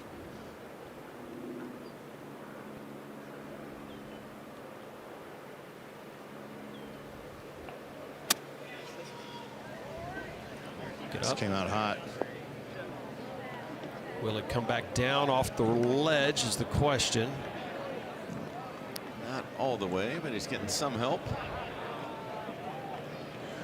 All right, so he'll have a putt downhill, but back into the wind on the 7th. And Rory, along with others, be able to move the ball many different directions. There's a little drill that he does, move that ball right to left. Natalie Sheehan, our PGA pro from the Pelican Golf Clubs out at Frisco. Tell us a little bit about it. Yeah, thank you guys. Now, I have never seen Rory actually do this drill, but this is a great one that you at home can do. Most of us have played tennis or ping pong. Rory notably tends to hit kind of a high draw as his stock shot, and Brooks actually tends to fade the golf ball.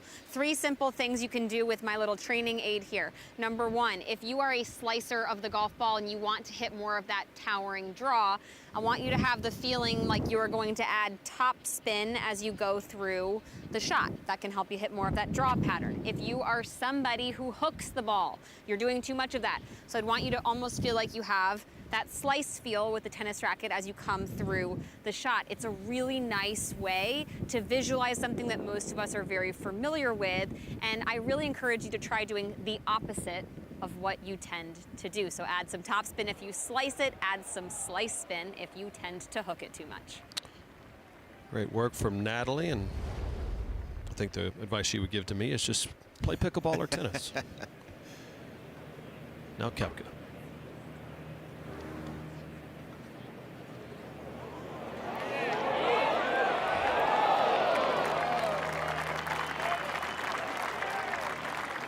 Nice touch there from Brooks. Just how good those tour players are from the bunker is really when, just as a casual fan, you watch them and they don't even, the heart rate doesn't even start to beat faster. No, they would much rather be in the sand than in that heavy rough.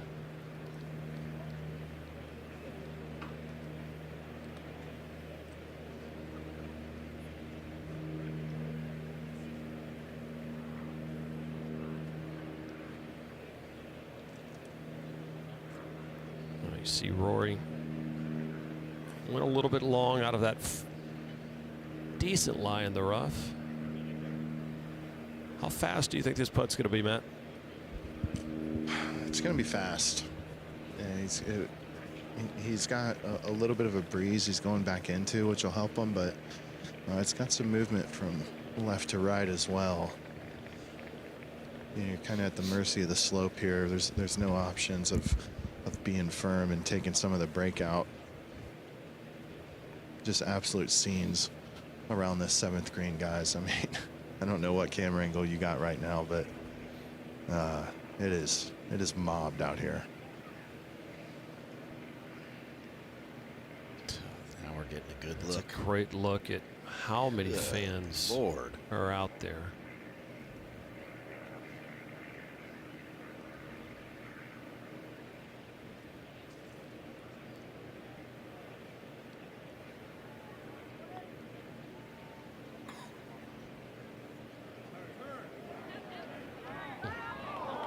Just didn't snap at really good pace for Rory.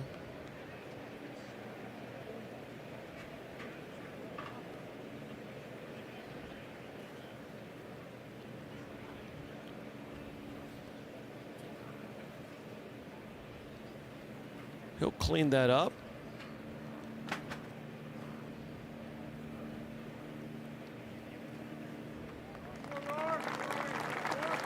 So birdie on the 5th, birdie on the 6th. Quite a decent amount of shapes on that scorecard right now. Some 3 strokes off the lead. But there are some rounds to be had out there. Chris Kirk 6 under, Justin Rose 6 under on the day, as we see. I mean, just picture perfect. See those flags starting to move a little stiffer in the wind.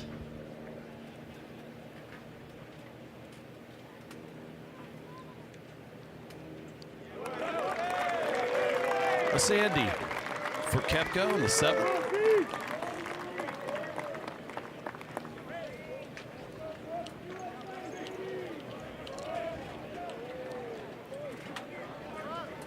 Again, just the patience for Koepka, just trying to find a birdie in front of him as they'll head over to the 8th. And that fans, I mean, it looks like the final group on a Sunday. I mean, just a sea of people. They have moved this tee box up a little bit at 8, playing under 200 yards today, but the difficulty today on the 8th is the whole location way on that left-hand side. Going to be hard to stop the ball if you go right at the flagstick. I mean, It's a car quite the pin. Yeah, I mean, you have hardly any room to find that little plateau on that left-hand side. You see just 3 birdies today. I mean, just with, I mean, that green's fairly large, and it is on the Rhode Island part of that green. There have been a couple of players that have hit it close here, though. Nikolai Højgaard hit it to 2 feet. Christian Bezuidenhout hit it to 3.5 feet. And arguably, those are probably the 2 birdies that we've seen. Round 1 was playing a lot longer, and only 30% of the players hit the field hit that green.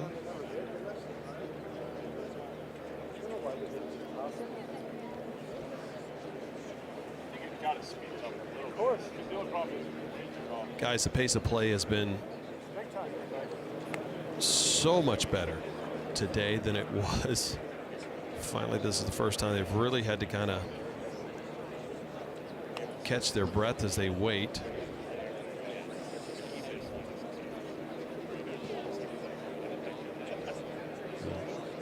Remember yesterday we were playing at some point, there was a pace of play that we thought might be 5 hours and 45 minutes, closer to 6, and that's kind of how he felt yesterday, Carl, just contemplating life, him and Rahm just waiting. My favorite is when you just see the deep breath, just like I think it's coming. There it is. Yep. Gonna be a day. We saw players having to just deal with that. See Spieth in the back as well.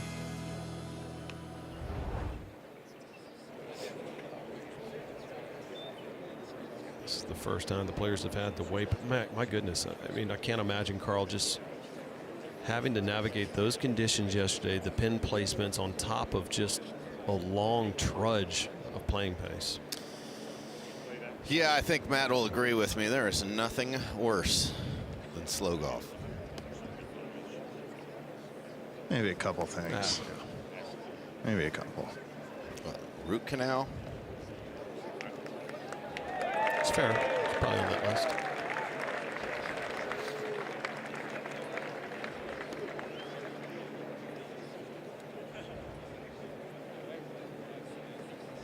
And that's part of the unique part of this course, is that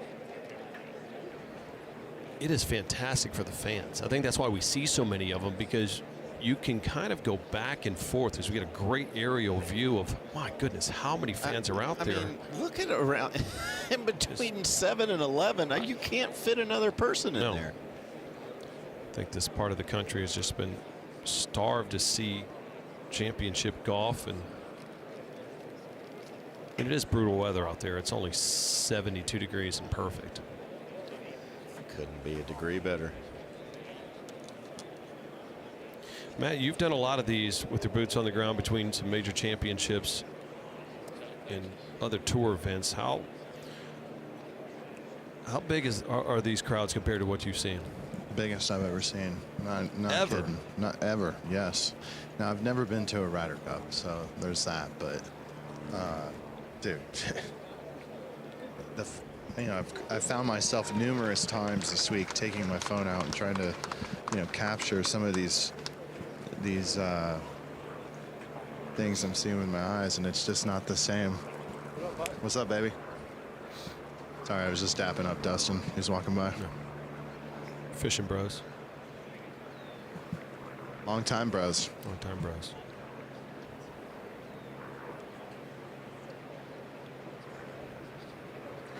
I'm down by the green, and it is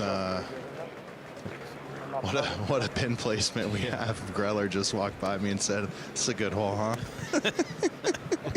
I mean, this thing is just cut on this little peninsula over here on the left, right on the ridge, wind off the left. There's nothing easy about this shot today. 197, probably plays down about 8 to 10 yards. Trying to draw this, Carl, back kind of into the wind to hold it, or hit just it 20 feet right of the hole and get your 3. Miss the green! Well, Rory said that's what he's trying. Hold it up against that wind. Oh. Just for taking that on, should be rewarded. An extra, 18 inches, and that thing could have been awfully good. Look at that pin placement.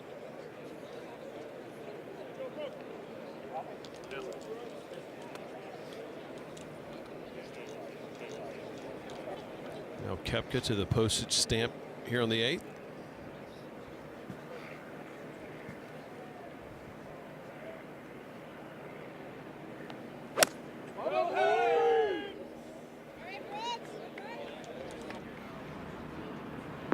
Oh my goodness.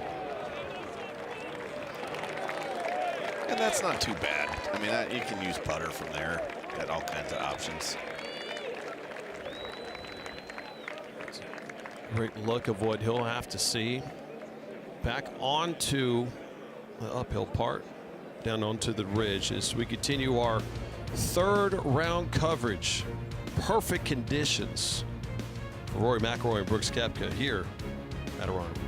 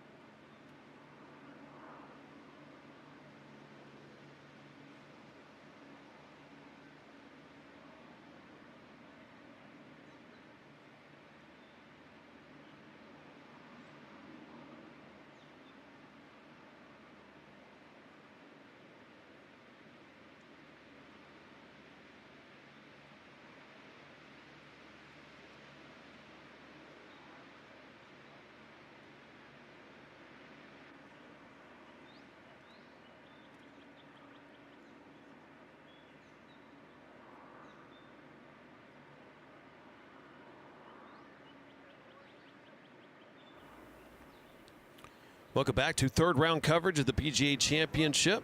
Rory McIlroy, Brooks Koepka. Met out on the golf course amongst tens of thousands that have decided to spend their Saturday with us here at Aronimink. See Koepka pulling out the putter. Rory's going to have to contend with a little bit of rough.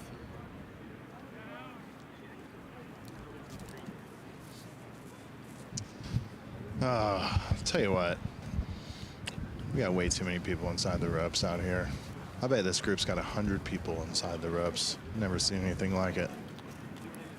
They're all inside the ropes fans of SiriusXM Radio's Carl Paulson show. Isn't that the name of your show on SiriusXM?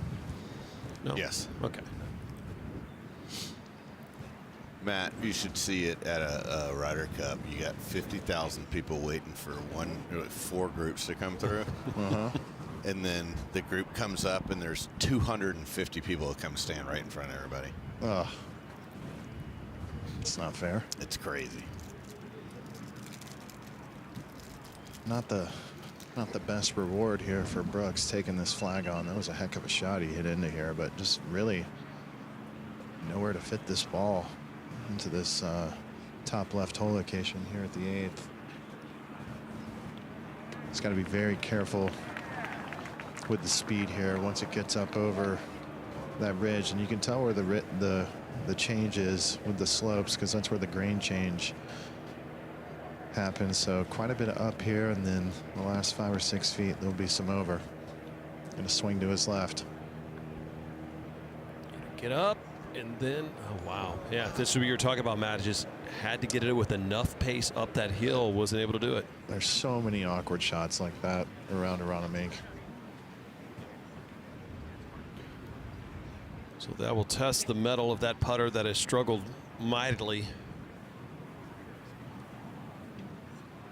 Terrible eye here for Rory, sitting all the way down. Good thing is he's right up next to the green and the pin's pretty close to him. This was earlier today, just to show you when he was practicing, you know, just kind of getting a feel for what it's like around the greens.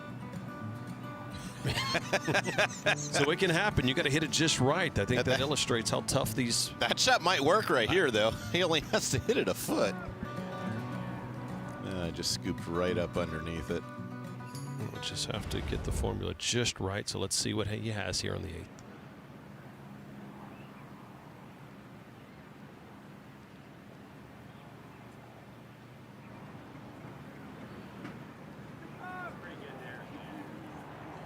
That's better than pretty good. I heard a fan say that's pretty good. That is great, because there is a lot of level of skill, a little bit of luck of how those blades of grass are going to affect it. Yeah, you just kind of, it's not really a blast, but it's a big kind of long, lazy swing, and you want to get that club up underneath the ball. But as Matt mentioned, that ball sitting all the way down at the bottom, tough to get it underneath. So yeah, that's trying to keep exciting. soft hands at that point, or yeah. Of course, you want that. You want the club head to pass the hands.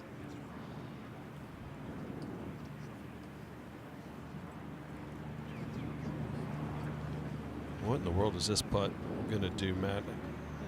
Looks like it's right on that little ridge. It is. I have no clue what it's going to do, guys. I'm about 50 feet behind him and didn't get in there for a read. It's going to be fast, though, I can tell you that. Yeah, just probably not straight. What a putt. Needed that one from Brooks. Maybe that'll be the catalyst. Well, that's arguably the toughest putt he's had all day long. He's had some great looks at it, but that was, I think, by far the most challenging, quote-unquote, makeable putt that he's had, and he pours it in.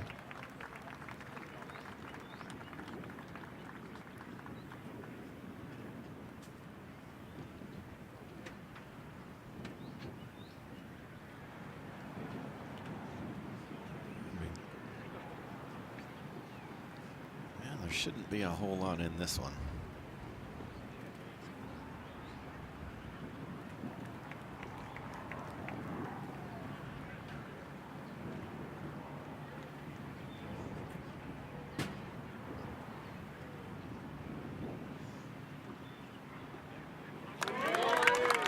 Two pars for our feature group. And the good news, the par 5 ninth is playing downwind today. Well, we've already seen him belt a 390-yard plus drive when he drove the 6. We'll see how far he can hit it downwind. Both Koepka and McIlroy, the city of brotherly love, looking for the Wanamaker.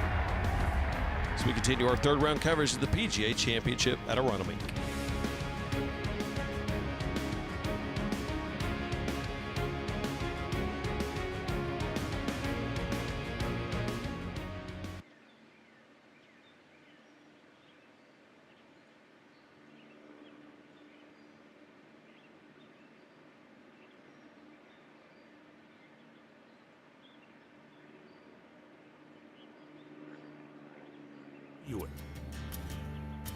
To be locked into a battle with another human being in front of millions of other human beings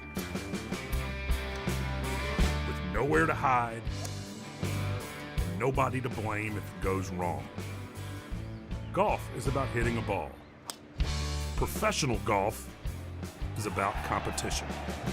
It's moving day at the PGA Championship.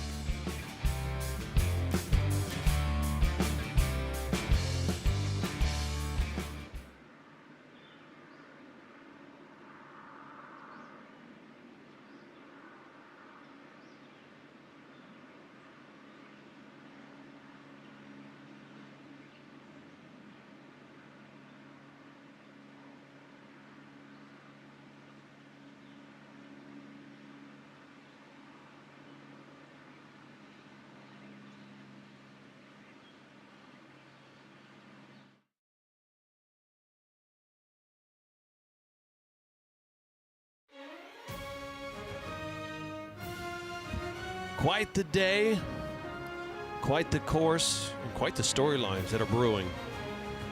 The PGA Championship. Look, even the blimp is nodding. Yes, we are correct. Rory McIlroy, 1 under in the round. Koepka with a fantastic up and down on 8 to remain at 1 over. All pars for Koepka as they'll head on over to the 9th. We saw Cam Young yesterday finish his round with a perfect eagle. I'm saying just absolute awesome 3 to finish his round yesterday, Carl, and a very strong round for him. Yeah, driver 3 wood to a perfect position, about 8 or 9 feet away, and Probably buried the putt. You know, he played such a good round yesterday, and it didn't seem like he was getting much out of it until that. And I think that was kind of a fitting end. Now he finds himself just 2 strokes out. The leaderboard, again, we talked about it, 12 different major champions were within 5 strokes of the lead. And now Rory probably chomping at the bit to give this thing a little bit of a ride.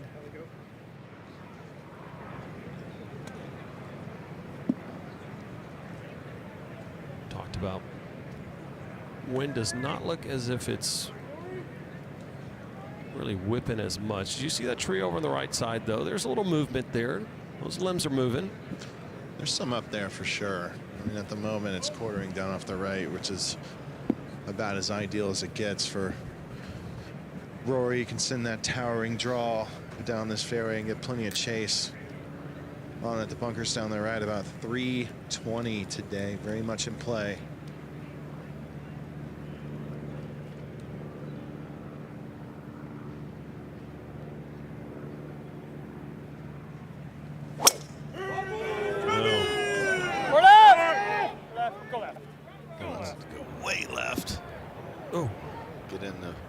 Trampled down area, maybe.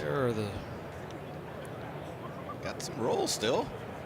I bet that's the fastest those men have moved in 15 years. You never know. No, I'm pretty sure I saw him. I don't know if we saw in the crowd. Sure. These track stars there. But it'll be a decent angle as long as the lie is okay. And now, one of the things you're looking at, you see Brooks and Rory was just doing it, looking over on the right-hand side, people looking at the 8th tee box. So I think that's the weight that we're finding out. Brooks waiting for the group behind them to hit their shots. Last thing you want to do is... Yeah, it's the 17th tee box. 17th tee. Okay. A lot of crisscrossing going on out here.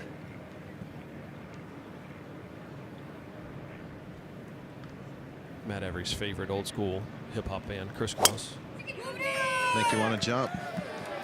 Just don't miss the bus, my friend. Oh, wow. Striped.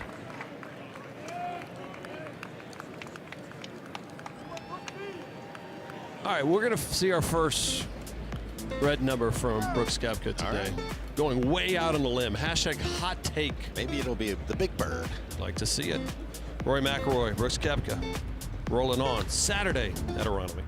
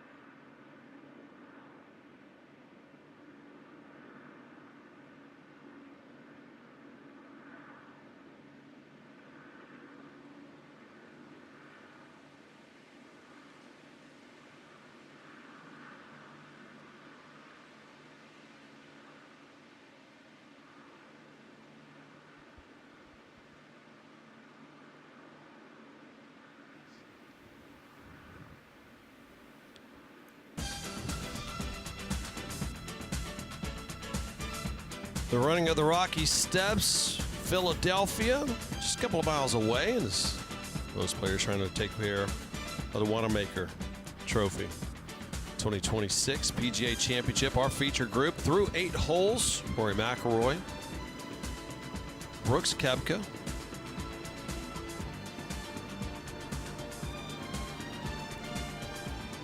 I don't even think, if I'm not mistaken, I don't think they had the rights to even film Rocky running up the steps. I think I read that one time, that they only had one opportunity to shoot that shot. They didn't have the permit.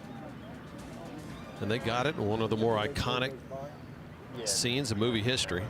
They didn't have the permits to blow up the golf course at Caddyshack either. Sometimes you just got to do what you got to do. And clearly Rocky IV, the best of the best, right? I think so. Koepka, looking like a Von Drago right there. Just absolutely crushed that ball. Some 360. McIlroy more of the left hook on that left-hand side.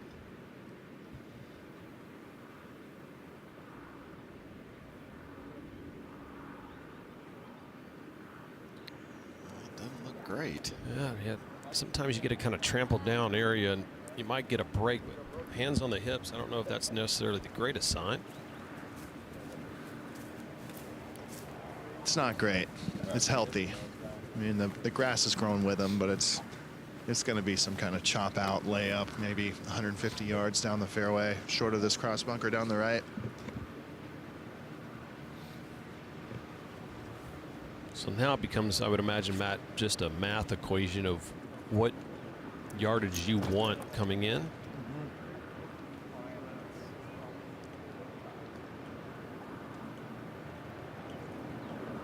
That cross bunker is just perfectly placed. If that weren't there, he could just trundle something up close to the green.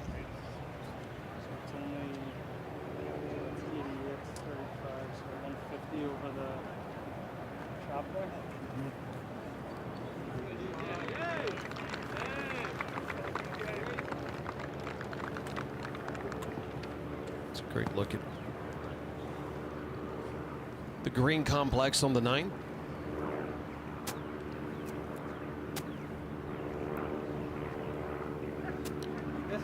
That is quite the green. Yeah, these greens are gigantic. 8,100 square feet they average. And this is one of the bigger ones. Looks like he's going to give it a go, though, Matt. This is aggressive. I mean, just dig this thing out and hope it knuckles just right. I didn't see this as an option when I checked out the lie.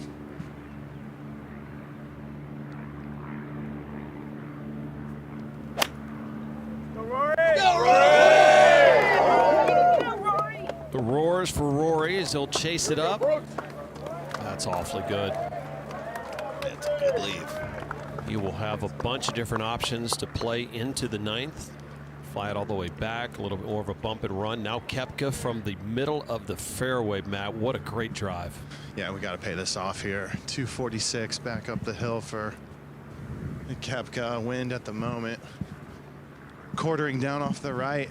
And with this left hole location, it should suit it nicely here for Brooks. It's a good time to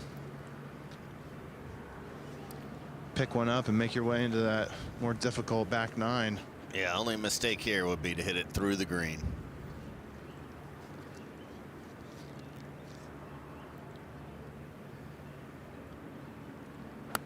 Let's see something special, Brooks. Leaning towards it. All right. Good job, bro. Good job. It's going to be a touchy little pitch shot there, though.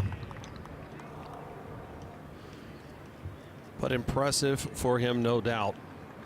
PGA Hope, which stands for Helping Our Patriots Everywhere, took center stage to kick off PGA Championship week at the annual Secretaries Cup. This event, considered the Veterans Major, shines a light on this life-saving program that serves those who served. PGA Hope is so much bigger than golf. Shows you that light that you keep moving, keep going, keep swinging a club. You never know whose life you're going to touch. They've obviously touched mine in so many ways. Well, I can't help but think what it means to them, what it means to me. I know what it means to me to be their pro. So we've already won, man.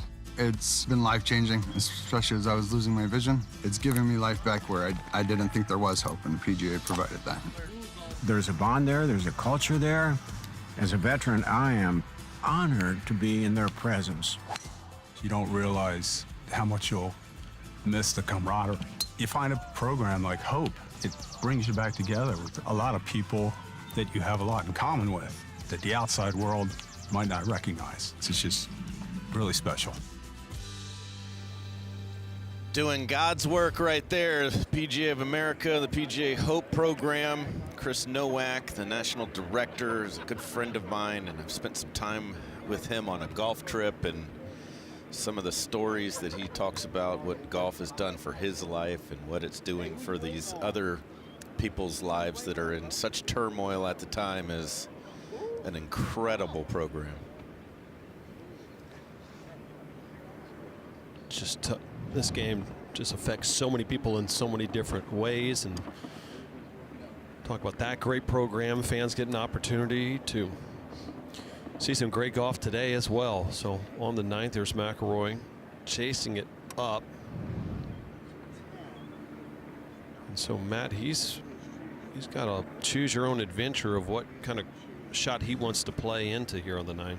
I don't know what adventures you've been going on, Peter, but I think there's only one he can do here, and that's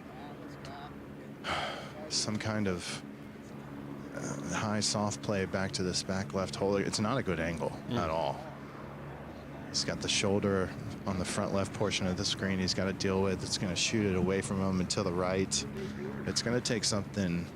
It's going to take something pretty sporty to get this thing close. So that's a great look, because I failed to understand how far up that is. I thought maybe he might be able to bump and run it a little bit more, but you're right, Matt. No, he's not. Especially with the downwind, yeah. It's a steep climb, yeah. He's well below the surface. About, I'd say the surface is at head height with him.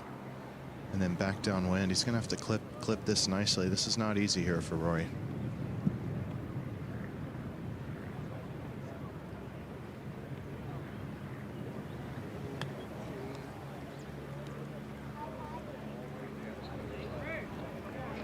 How about that? Made it look awfully easy. Fantastic. Rory coming. Cue the no laying up Omar Wire meme. That was pretty salty right there, boys. Yeah, that was pretty special. You saw that ball kind of take a right-hand turn as it was slowing down, which goes to show what Brooks Koepka is facing here. It's going to be pretty quick past the hole. He's going to be careful with this. Yeah, we got some action behind him going on right there. A little standard bearer finishing up on 18. This is a good lie here back into the wind. It's going to be slick. Why not? Oh! So let's skip the birdies. Carl, you said it. It may not be the one circle, but it's two on the 9th with the chip in. The flat stick isn't working. Let's use the wedge. Use the wedge. One more look at this.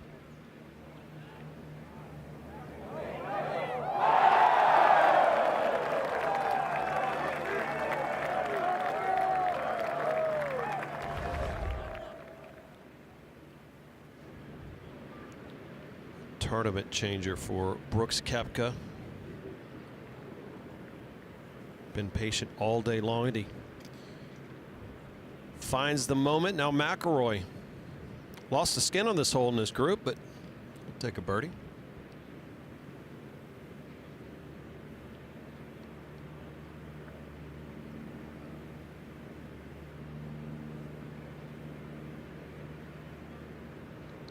Good opening 9 from both players.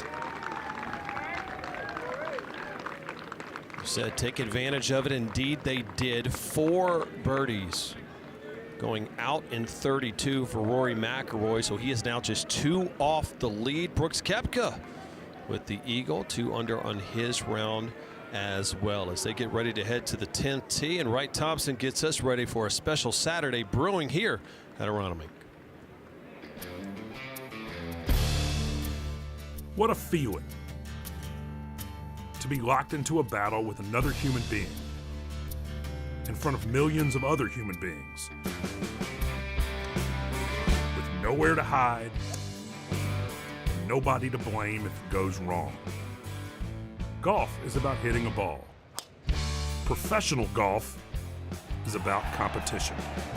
It's moving day at the PGA Championship.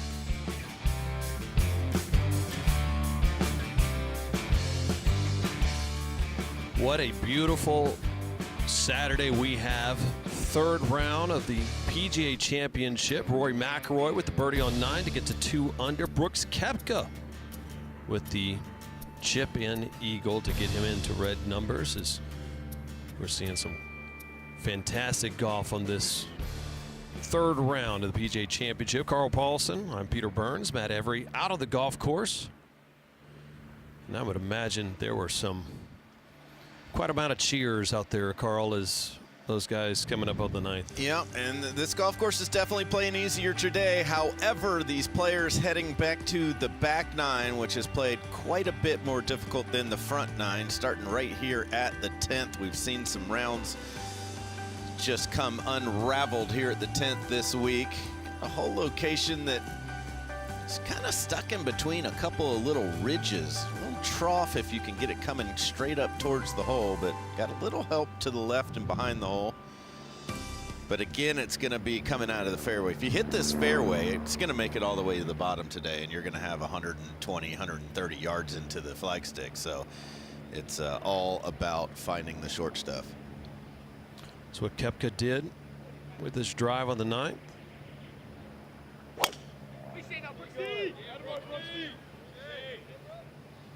Did he overcut it? Yes. Yeah, we saw that with John Rahm in his first round. If you hit the ball in the middle of the fairway, that thing could leak out all the way left. So almost a slight cut helps hold it in the fairway.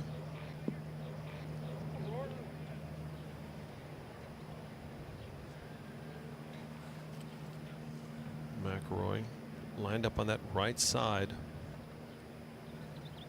Yeah. Hit the tree on the right, both the first and the second rounds. Got the good kick yesterday out into the fairway.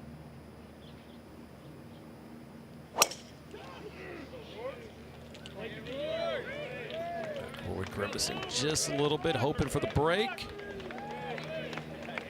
It's probably going to find the rough on the left-hand side.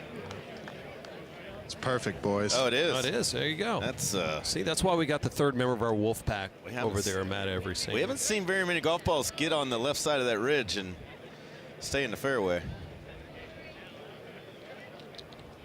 Time for that protein shake or whatever's in that drink from Rory, and whatever it is, it's working. 2 off the lead. Brooks pacing nicely after that eagle. We'll continue our third round coverage of the 108th PGA Championship at Aronimink.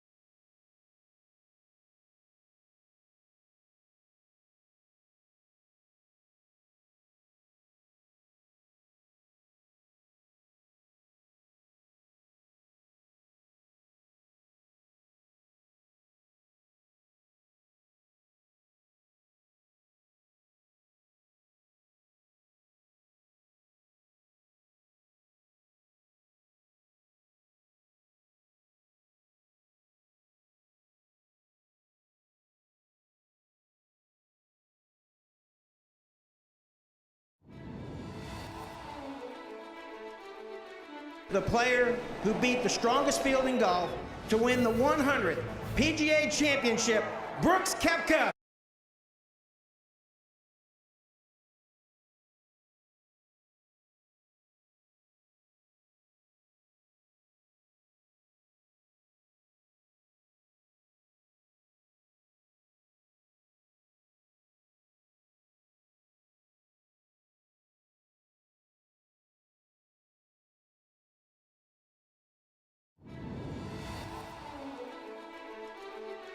the player who beat the strongest field in golf to win the 100th PGA Championship, Brooks Koepka. Trying to win this championship for the second time in 9 months. Going to win it now. It's a Koepka coronation. Koepka conquers the PGA at Oak Hill.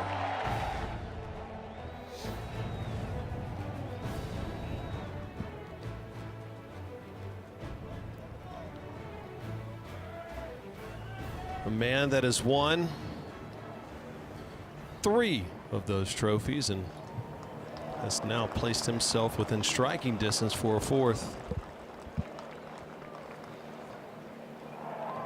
Again, I don't think it's crazy to say that had he putted average this week, we might be talking about atop the leaderboard as good as Brooks is striking the ball right now. Yeah, I mean, he certainly hasn't been putting great. There's no question about that. It's a tough golf course and a tough set of greens, though. Stress on our hands here, guys. 191 for Koepka. This ball made its way down to the bottom of the bunker, but it's sitting down a little. It's not a good lie. He's got a decision to make.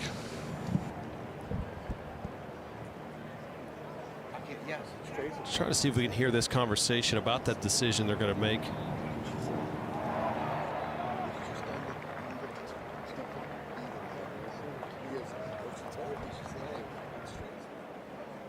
And that's not the conversation we're looking to hear, but Koepka appears to be, I mean, it's coming off that eagle, Matt Everett, you just can't bring that hazard into play by any means, right? No, can't compound mistakes out here at Aronimink. They'll jump up and get you. I've already made one here at the 10th. Just put it back in play and try to make 4 the hard way. Yeah, that's a good decision. Smart play.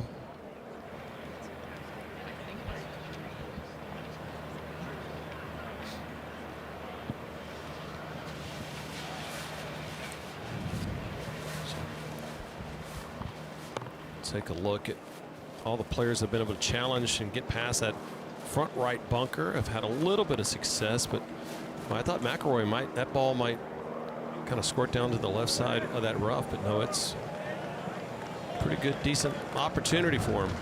It's perfect. It's a great opportunity, and the pin today at the 10th, a funnel pin, saved this one from moving day. Far and away the easiest hole location here. A little bit to the right, a little bit to the left, and everything will make its way back towards the hole. 127 yards here for Rory, looking to bring this in from right to left.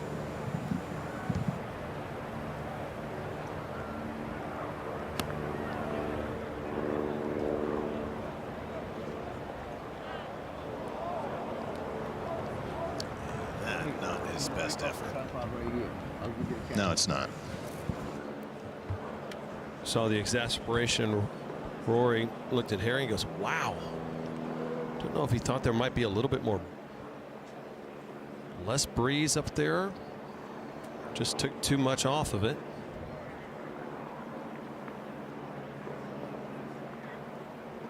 That's disappointing there for Rory, because if there's a green light pin on this course, this is it here at the 10th. And they're just looking for action where they put it. How much of that, Carl, do you think after the first 2 days, which I frankly liked, and obviously wasn't out there playing, just because it was challenging pin placements and people thought kind of going into it, every podcast, every article, oh, it's bomb and gouge. Even Rory had said, well, there's not much strategy off the tee. This pin placement's a little bit easier today. Peter, those guys know everything. Just inside 100 yards here for Koepka. So here we go. All right, takes his medicine. That ball will trickle down, so having a putt back up the hill, probably slides a little bit to his right, but being able to change the course, Carl, based on the pin placements here at Aronimink. Yeah, look, they're They had total control over this. If they wanted to keep the scores down around even par, they could have easily done that today. But they've moved the 5th hole up. They've moved the 13th hole up. They moved the tee box up at the 8th. They've got some much more accessible hole locations today. And it's about 20 degrees warmer.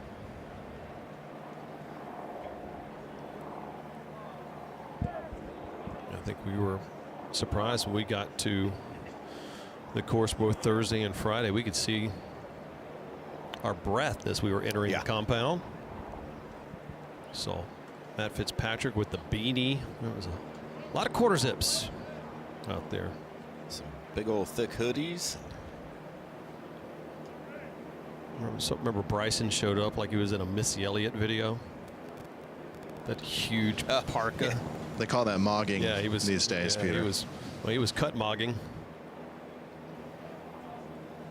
Not here for the weekend. He did birdie the last 3 holes yesterday, though. He did show some fight. Yeah. You know what they call that? Sugar on you know what. Yep. It's crazy how they start falling, Carl, when it doesn't matter. When you don't care. Well, tricky one here for Rory. He's paying the price for missing the trough. This is going to swing quite a bit from his right to left. Should be coming in at around 3 o'clock. Back up the hill, but the back half of this putt's got so much movement from right to left. He will have to watch the speed as well.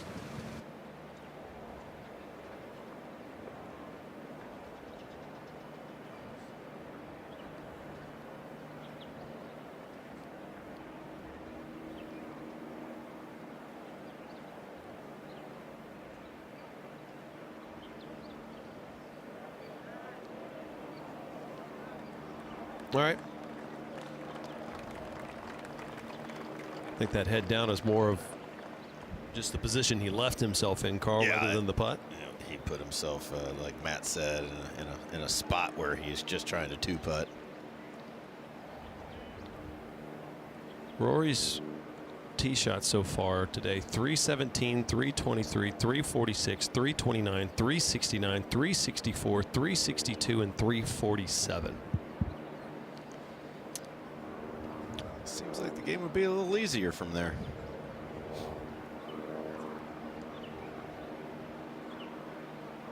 Now Koepka to save his par. I don't want to give any of those 2 shots you just got at the last. Right back up the fall line here for Brooks. Keep it firm. It's inside the hole. Goodness. Is that right the whole way? Right. Missed it by a cup and a half to the right.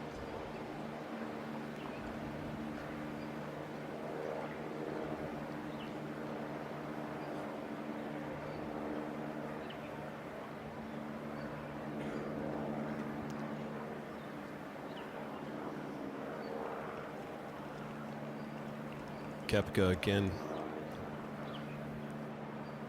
trying to find that putting stroke to take it to the next level.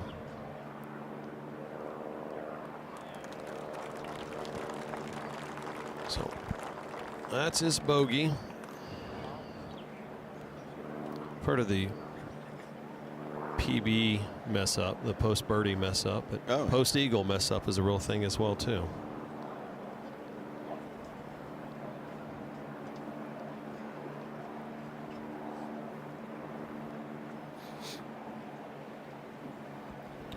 Thought you were referring to a Peter Burns mess up. I just don't have that many birdies. So McIlroy will take a deep breath and stride up over to the 11th. But finds himself just 2 off the lead. And we'll take a look at the 11th, a short par 4. Plenty of fairway to find. The green is the real story here at the 11th. Look at all of the movement up near this back left portion of this green. If you get something spinning, which I don't think we're going to have to worry too much about with the greens kind of firming up. But if you catch one of those ridges, it has a chance to roll all the way off the green and down that big slope off the front of this green. Very treacherous.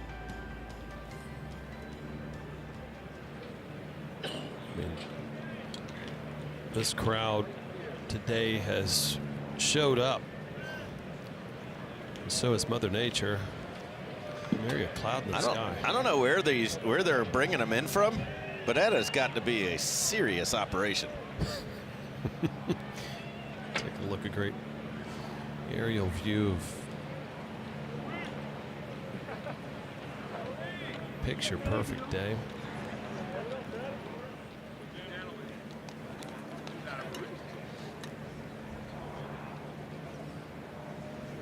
Just the scoring differential today has been night and day. We'll get into that in just a touch, but the wind's starting to whip around. There's the target line for Rory McIlroy with driver in his hand on the 11th.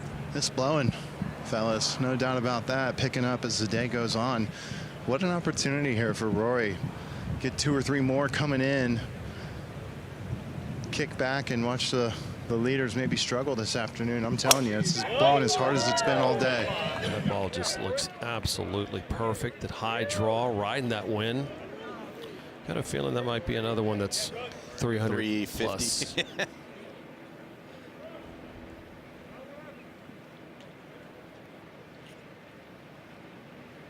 Pretty good.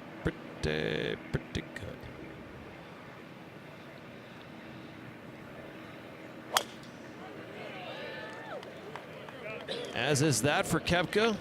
Quick pickup at the tee for I tell you what, this duo. He is driving the ball nice. Being overshadowed a little bit by Rory McIlroy's towering drives, but he is striping it.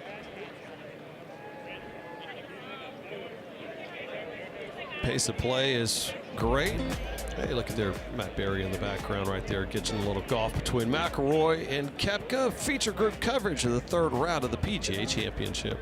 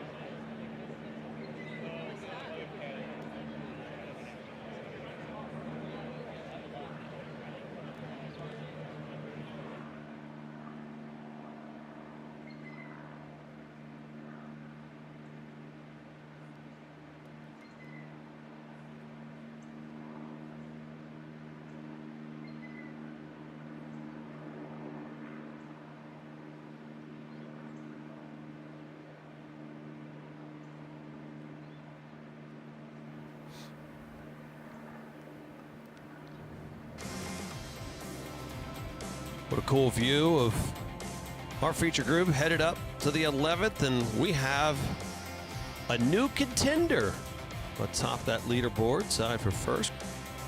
Chris Kirk 7 under on his round. Thought there might be some lower scores today with the conditions damn near perfect here at Aronimink, and guys taking advantage of that, including Rory McIlroy.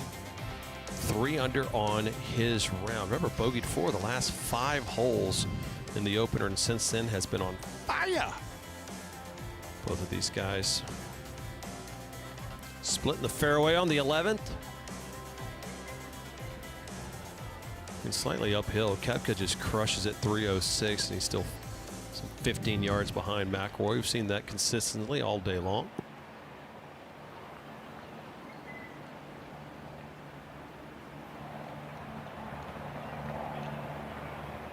It's been feast or famine for Koepka. Remember, 5 top 20s, but then missed the cut at Houston, missed the cut at Zurich, which is a little bit of a different tournament setup, but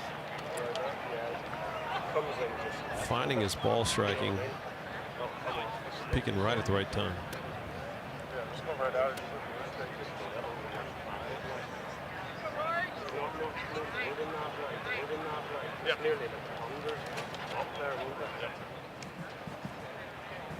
Wind definitely picking up, stronger than it's been all day. In off the right here for Brooks, back up the hill. Very accessible hole location. In this back left portion, anything long left will make its way back down towards the flag. Just needs to hustle. Get up. I don't know. No, here we go. Golly. That ball needs to really sit. All right, not going to be in danger rolling off the front, I don't believe, but it's the reaction of Brooks. I knew it.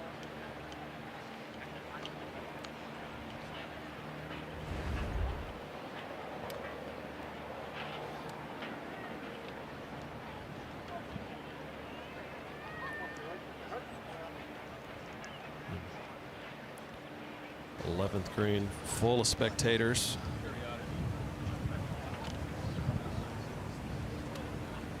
Just 91 yards here for Rory, and one you can really be aggressive with, guys. I mean, there's a backstop behind it and to the left, directly behind it as well.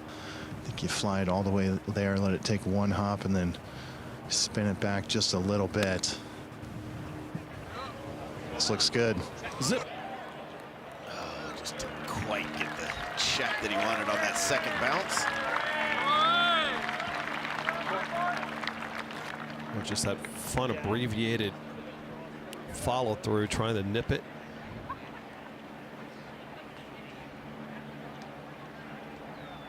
PGA Junior League, bringing friends, families, and communities together through golf, all with expert PGA and LPGA coaching. Find a team near you at PGAJRLeague.com.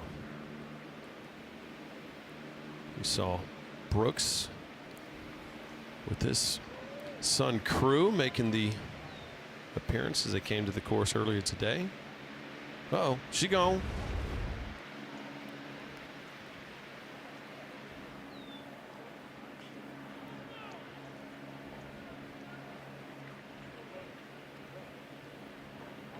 Talk about all these guys now. You know, you see them, Carl, early in your career when you're following them.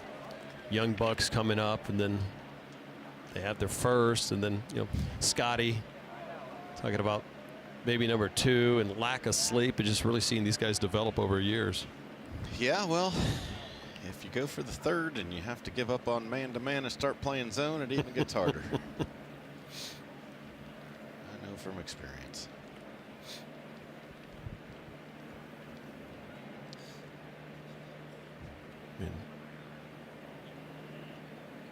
Just see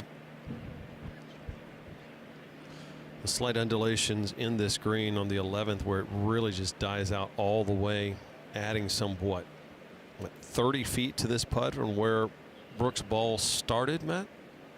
Well, he's outside of 50 feet right now, 53 feet 6 inches to be exact, and a very big climb here all the way to the pin. Not a lot of movement in this. It's fairly straight overall. There might be a foot of left or a foot of right in it, but the real issue here is the speed. This is going to take a very solid strike back up this slope.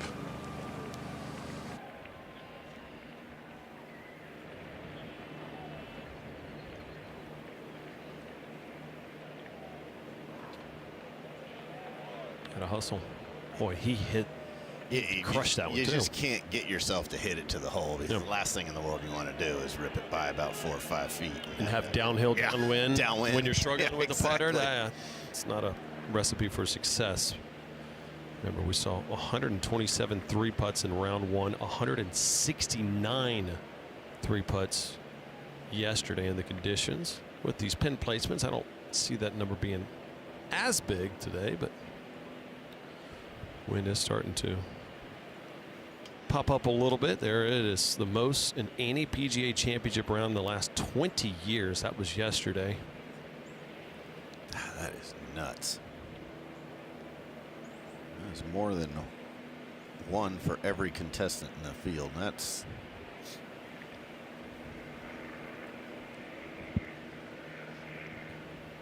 this thing's going to have a little pace to it, I would imagine. It's going to have a lot of pace to it. He's got to give it all the respect in the world. You just give up so much control when you hit these soft downhill, especially when there's any kind of wind into the equation. Right now it's blowing off the left here for Rory. If I have a direction I want this to move, it would be to the left, but we'll see if the wind has anything to say about that. Not an easy putt here, guys.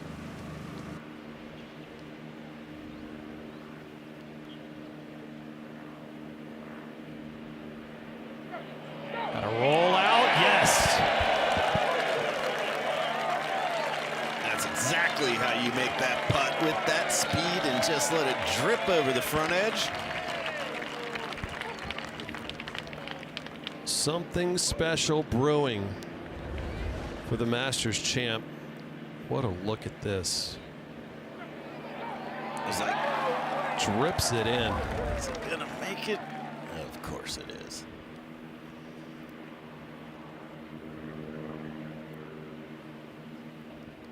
Now one back.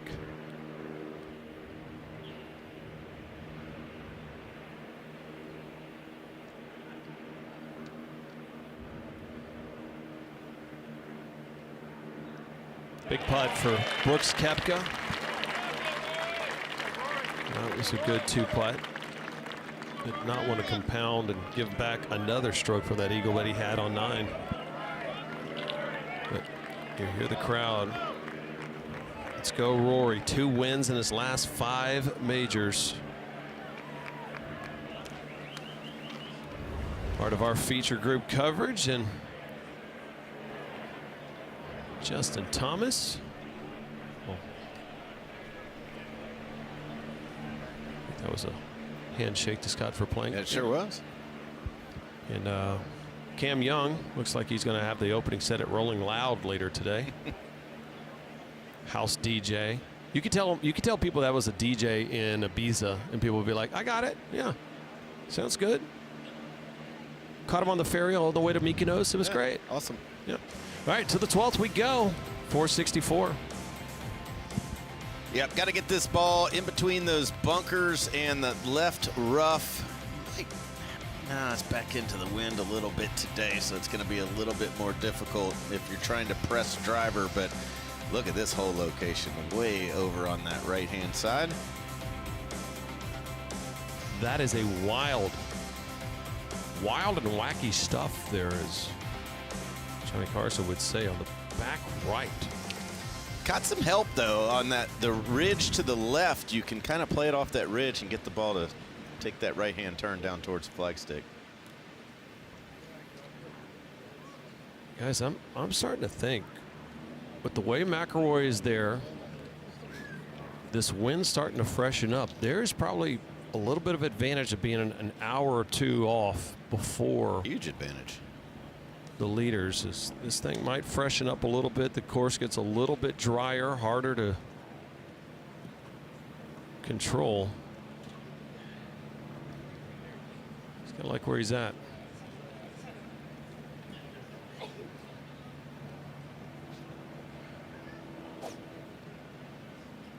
Staying aggressive with the driver, Matt. I like it. Back into the wind today. Don't know if those cross bunkers down the right are reachable. Important fairway to find, though. Yeah, especially with that whole location tucked in that back right corner.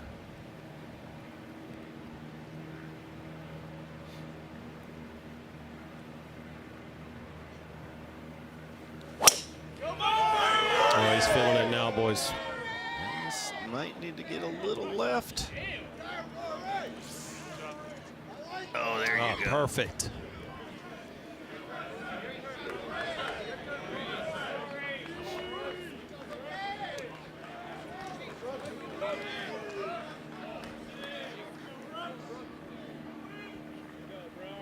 Chris Kirk had gotten all the way to 7 under on his round. Had a chance to shoot 62 had he birdied his last hole, the 18th. Had a double on that hole. So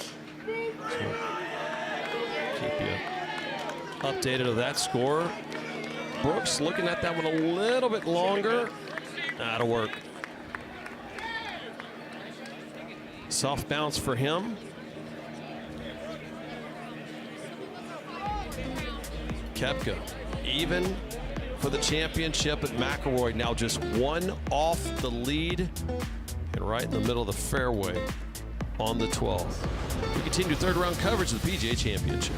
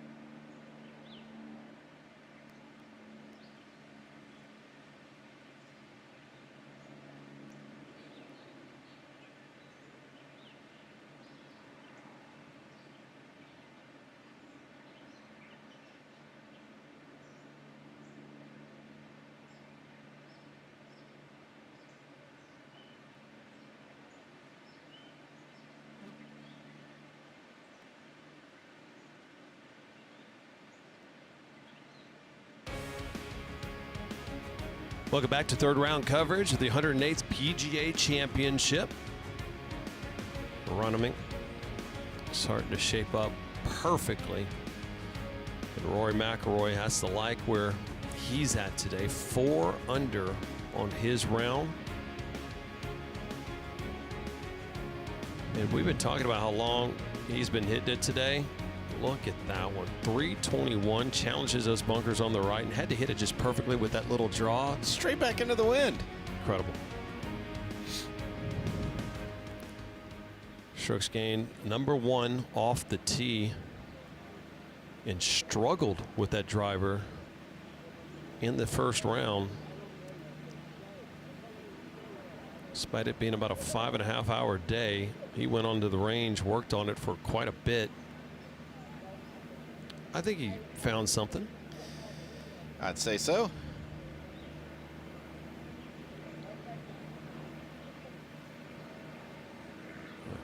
So Brooks had a great drive, and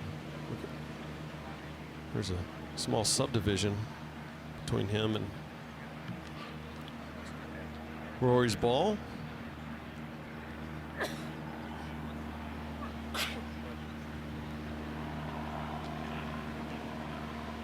Look at that. It just again. People. We got too many lines going in two different directions Like there. a bunch of ants that Yeah, just it found did. some Cheetos at the ballpark. Just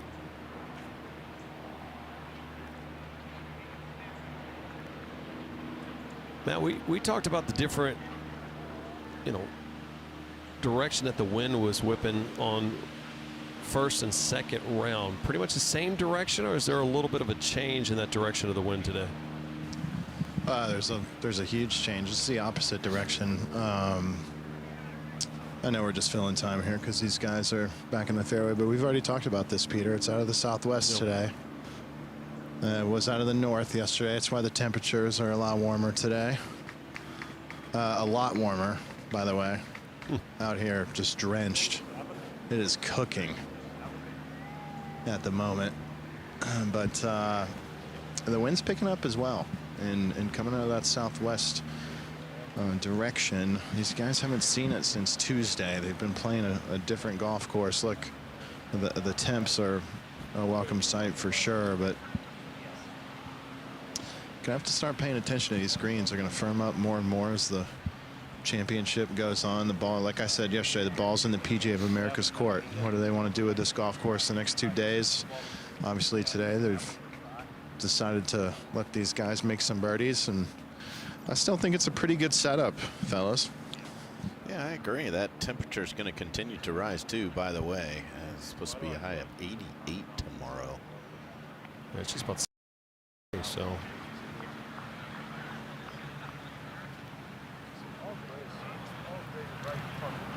Trying to hear a conversation with Brooks. Cover online. I just like the little set here. Here's the only reason why it's wrong. Yeah.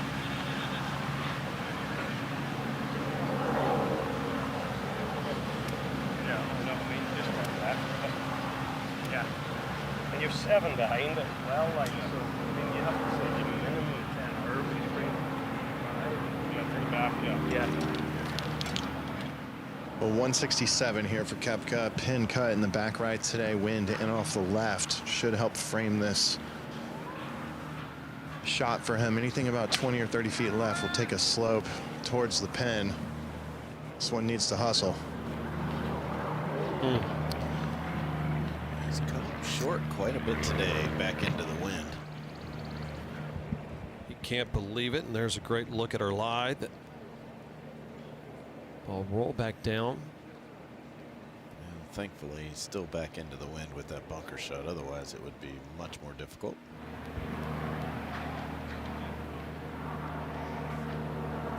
.141 here for Rory. Couldn't have hit a better tee shot. Should be a nice, comfy 9-iron for him back into the fan. A lot of curve on this ball.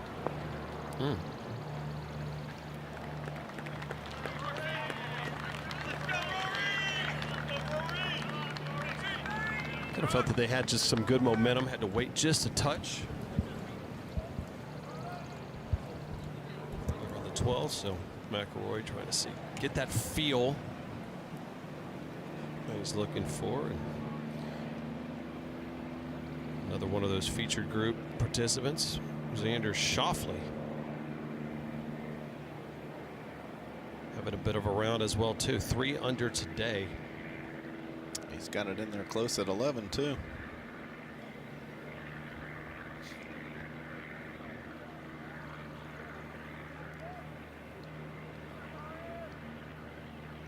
Sam Burns, it's quite the round. He's 4 under on today. For LSU golfer, making a little bit of a run.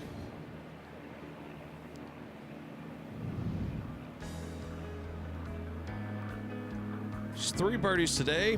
Nobody is really stuffed one tight here on the 12th. It's all come from just below that ridge. A couple of putts being made. You see Koepka in the bunker on that short right side. We're going to be, like you said, Carl, back into the wind of the bunker shot.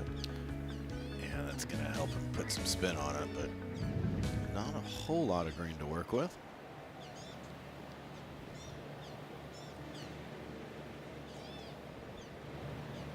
Caller right now. 600 going to be leading up today.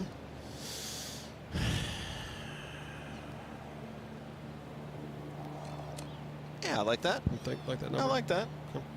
If I were going to lean, I might lean towards 7.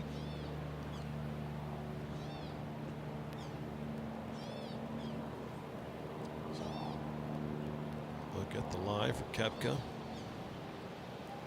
Sit down just a little bit.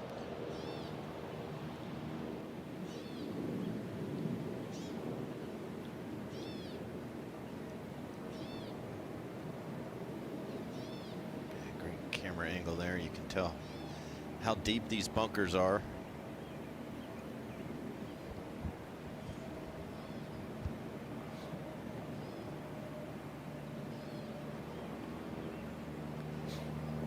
Just want to slide that club head up underneath the golf ball, get that thing to elevate as quickly as possible. Just hard to get spin on it out of these bunkers. One more look at Koepka. Just the quick hands through it.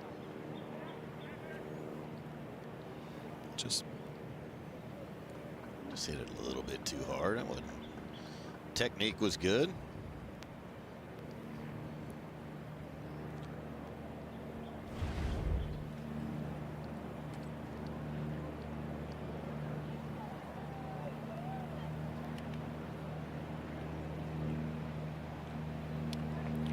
Remember, we talked about it earlier, the difference between the front side and the back side as far as difficulty. I just don't, where are the birdie holes here on this backside, even when you look at the pin placements today, Carl? Yeah, it's a little bit easier today than it has been, but you know, if you hit a good drive at 11, we've seen some guys hit it pretty close at 11, but it's a pretty treacherous green. 13 is going to be definite birdie. 16 is going to be a definite birdie hole. So you got a couple of opportunities that you might not have been counting on with the conditions that we had in round 1 and round 2.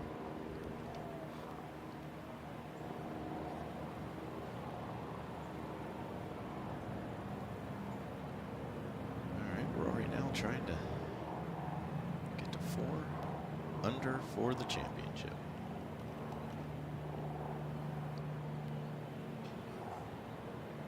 Hustle, hustle. All right. Had to look good as it left the putter face. Put a quick mark on that.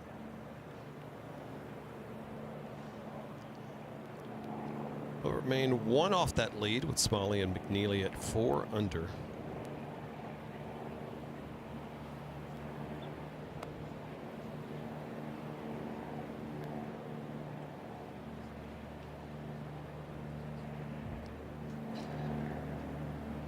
We've seen Brooks with a big save earlier today. Had struggled a little bit with some of the different birdie putts.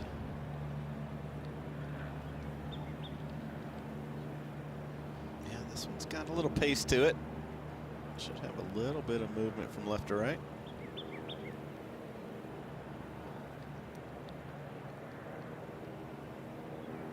Settle.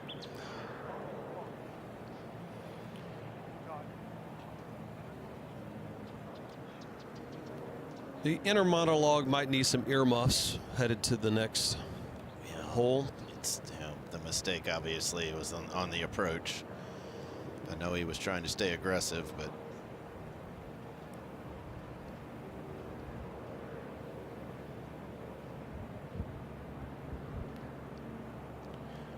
all right, so he gives one back.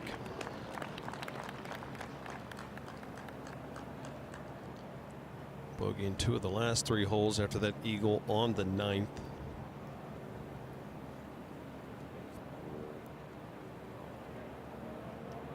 Now Rory to clean it up.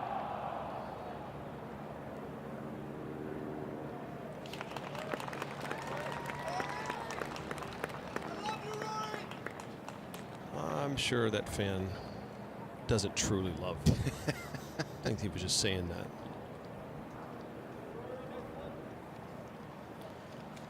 They will head on over to the 13th. Carl, 292 today. Tee box way up. In fact, it's on a tee box that was built specifically for this championship. Maybe less than driver for most of these guys. Just trying to squeeze one up into the front of the screen. They have had a lot of success already today. 14 birdies, just 18 pars. Yeah, this is going to 32 eagles. A little bit like that 6th hole where, like Matt said, they're just begging you to make birdie on this 14th.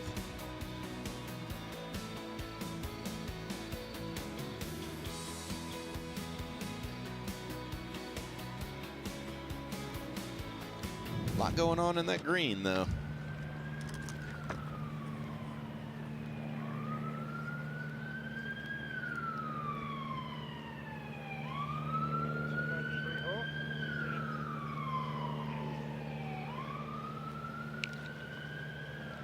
Kind of curious on the conversations that we may hear on this tee box about whether or not it is driver or something different on this one, Carl. I assume everybody will be waiting. We'll get a little bit of a traffic jam. Yeah, they'll got par 3 next, and then a Long, difficult par 4 15th, so this is probably the area where you're log jammed just a little bit.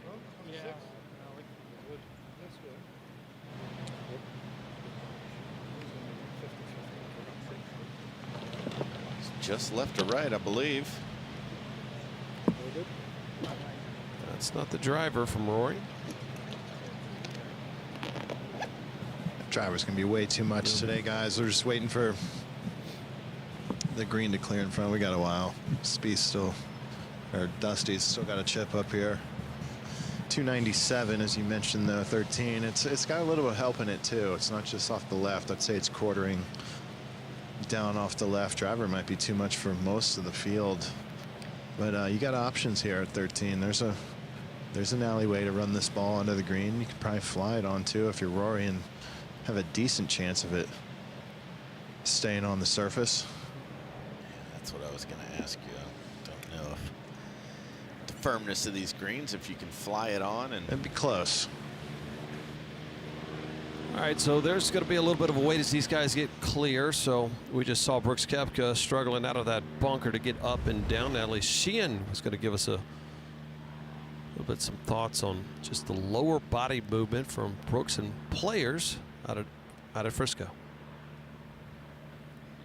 Absolutely. So one thing I want you to take note of that we just saw in Brooks, and you'll see this in any of these tour players as they're hitting bunker shots, is they are not pushing up off of the ground and extending like they would in their full swing off of the grass. And that's a mistake I see a lot of AMs making out of the bunker. That's when you hit this bunker shot 100 yards by accident. So the key is, if you look at that slow motion of him, the knees work a little bit down and forward through the shot. They're not pushing up off of the ground so aggressively through the ball, and that is what helps them hit underneath the ball, make sure that they're taking some sand as they go through the shot there. Those knees are working a little bit down and forward. So try that out next time you are in a bunker, and I guarantee it's going to help make sure that you catch some more sand. Thank you, Natalie. Is waiting for those players to navigate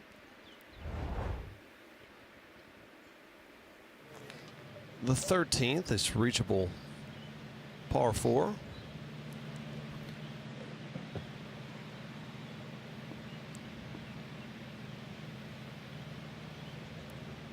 And so now Koepka appears to be a 3-wood as well, like Rory.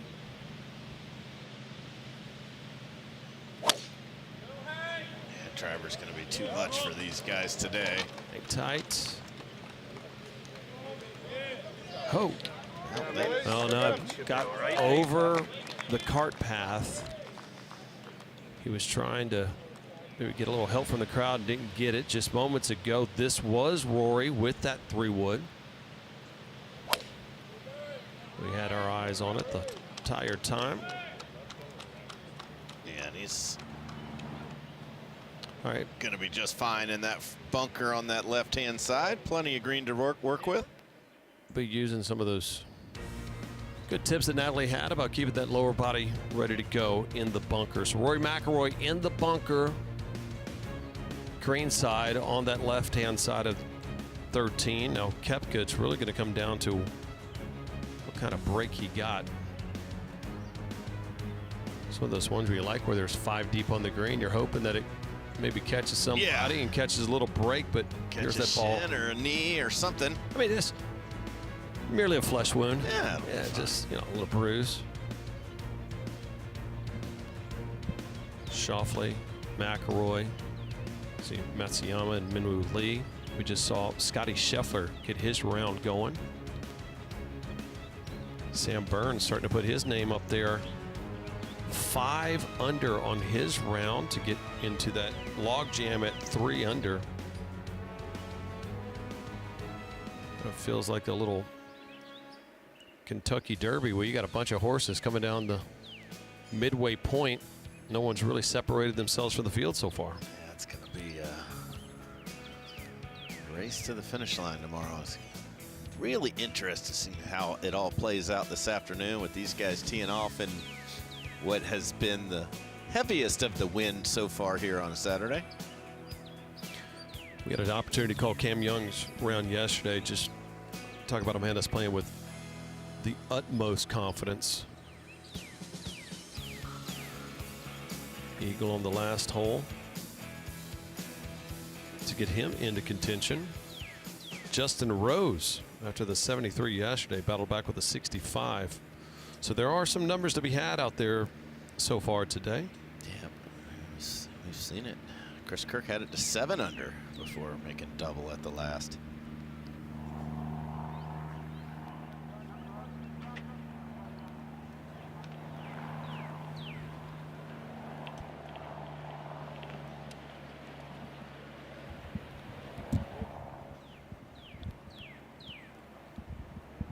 I mean, I don't know how you could fit any more people on this golf course, Matt Every. I mean, every place we look, it is just jam-packed. There's not any kind of places on this course.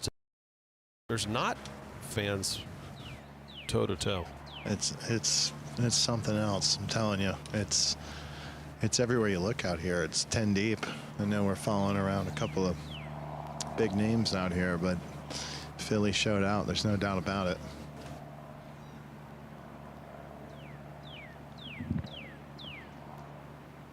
So Rory taking a look where that pin is at, and as the camera pans over on the left-hand side, that's down the cart path. So volunteers will get those fans out of the way, so Brooks will have a look, and so we can see it fairly good, not where it's trampled down.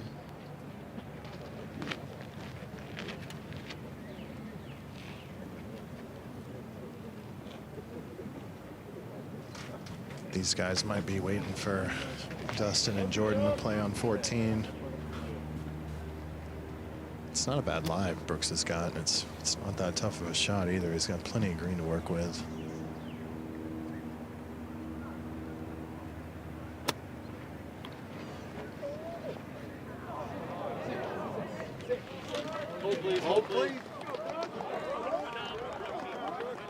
All right, so threw it straight up. We'll have a look at it.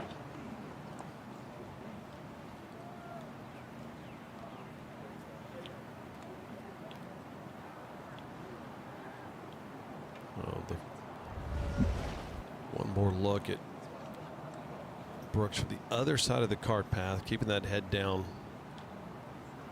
Keeping the club face open, trying to get some type of whatever little spin he could off that lie.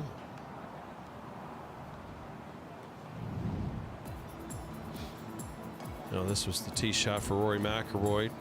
The 3-wood cooked it just a little bit left, but with that pin on the back right side, gives him a little bit of wiggle room to work with. Matt? Ideal here for Rory. He's basically blasting out right down the fall line. It's going to work a little bit from left to right, but the green runs away from him. He's got plenty of green to work with. This is very basic here, one you don't want to let get away. Really good opportunity for another 3 on the card.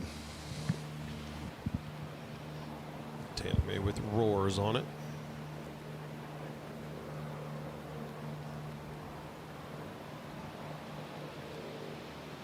This being downwind, this might be the professional chunk here. Keep your head.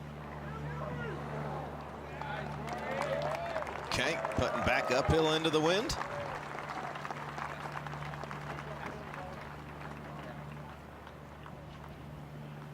This last round and a half for Rory McIlroy seemed like a completely different guy than we saw, who struggled to get it into the clubhouse. Bogeying 4 of his last 5 holes in round 1.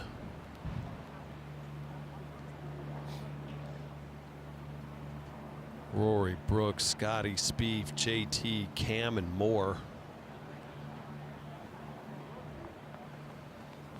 So a little course etiquette as they're trying to speed up play. These guys will mark their ball and head on over for cover as they'll let the group behind them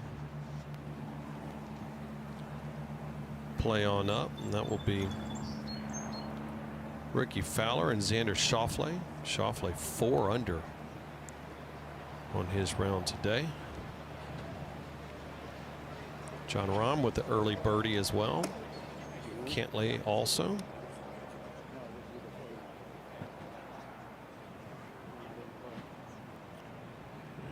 just less than an hour until Alex Smalley and Maverick McNeely, last group out on this Saturday. Going to be interesting to see how those two handle the big spotlight.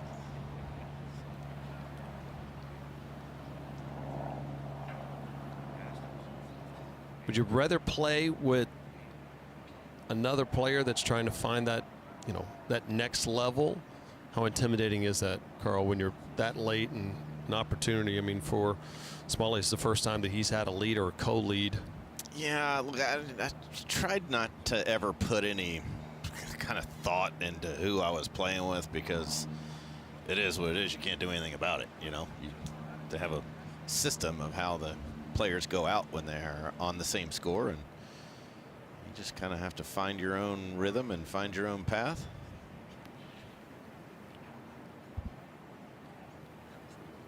Just looking at the aerials,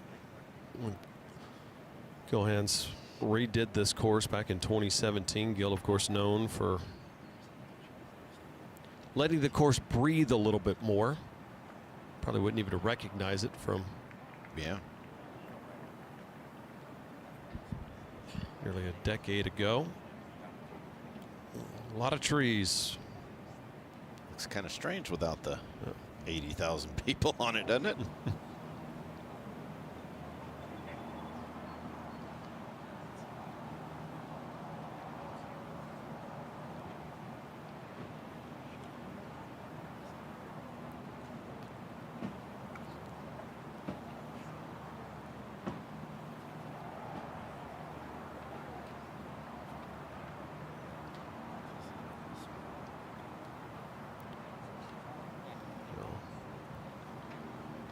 A view of downtown Philly, just about a little 35-minute drive, depending on traffic. These guys, a lot of people from the city making that track, and my goodness, Matt Every, a lot of them have probably found this group right now, especially with McIlroy playing so well. But it's Brooks trying to get another one back. I think all of them have found this group, guys. It is slammed around this 13th green. Brooks looking for something to go right here. We've had that lone bright spot with the chip in at 9, but just hasn't really made a thing today. There we go. Better late than never for Koepka. Put it up and down, it was. So his first birdie of the day. Remember, he had the eagle on 9, gets him back even for the championship.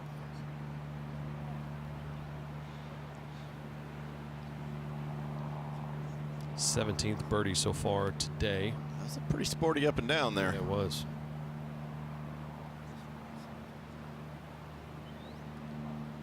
A sporty round for Rory, Matt, who just seemed to have a little bit more pep in his step when he came to the course today, and it's paying off. Plenty of pep in his step. Back up the hill here. He's got this lined up. I'd say half a cup to a cup out on the left. Going to peel to his right. Got it.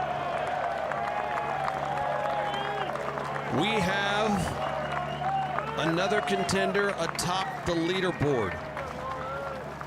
Rory McIlroy, 5 under on today's round, and now in a 3-way tie. Remember that win at the Masters, back-to-back for him there.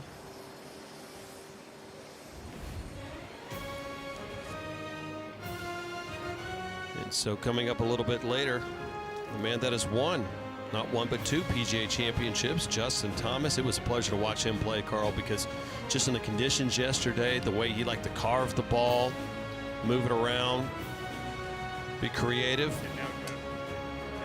Be a little bit different conditions for him today, and that man was a confident ball striker and putter yesterday. Yeah, Cam Young played a great round of golf, capped off with the eagle at the last, the 9th. So we head to the 14th, playing just a shade under 200. Yeah, got a front hole location today. She mentioned 199 yards. I think this is actually a pretty accessible hole location. A little bit of help from the right. You can bring it in from the left-hand side. Much easier than yesterday's flag stick. 199 yards for Rory. Much easier than the previous 2 days. No doubt about it. They've got a lot of pins today cut in the troughs here at Aronimink. This is one of them here at 14. 199 back down the hill. This is on a really good line. If that wind holds it, says sit. Indeed it does. Getting dialed in, Rory McIlroy. This is setting up to be a heck of a Sunday, guys. Very well said, Matt, because with Schauffele there, and you see the leaders likely able to take advantage of these scoring conditions and see if Brooks can get into that mix. Slightly downhill, downwind. A couple more birdies coming in, and I think it puts him heavily in the mix heading into tomorrow. This one's out to the right. Yeah, finds bunkers.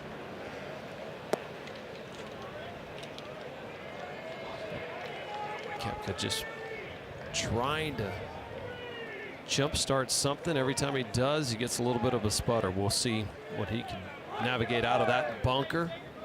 It's all about getting that winning formula here at a major and at Aronimink. And Jeff Darlington tells us a little more.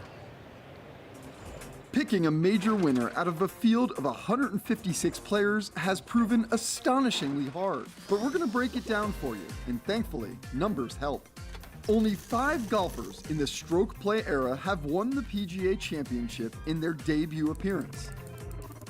Everyone making their PGA debut this week is out.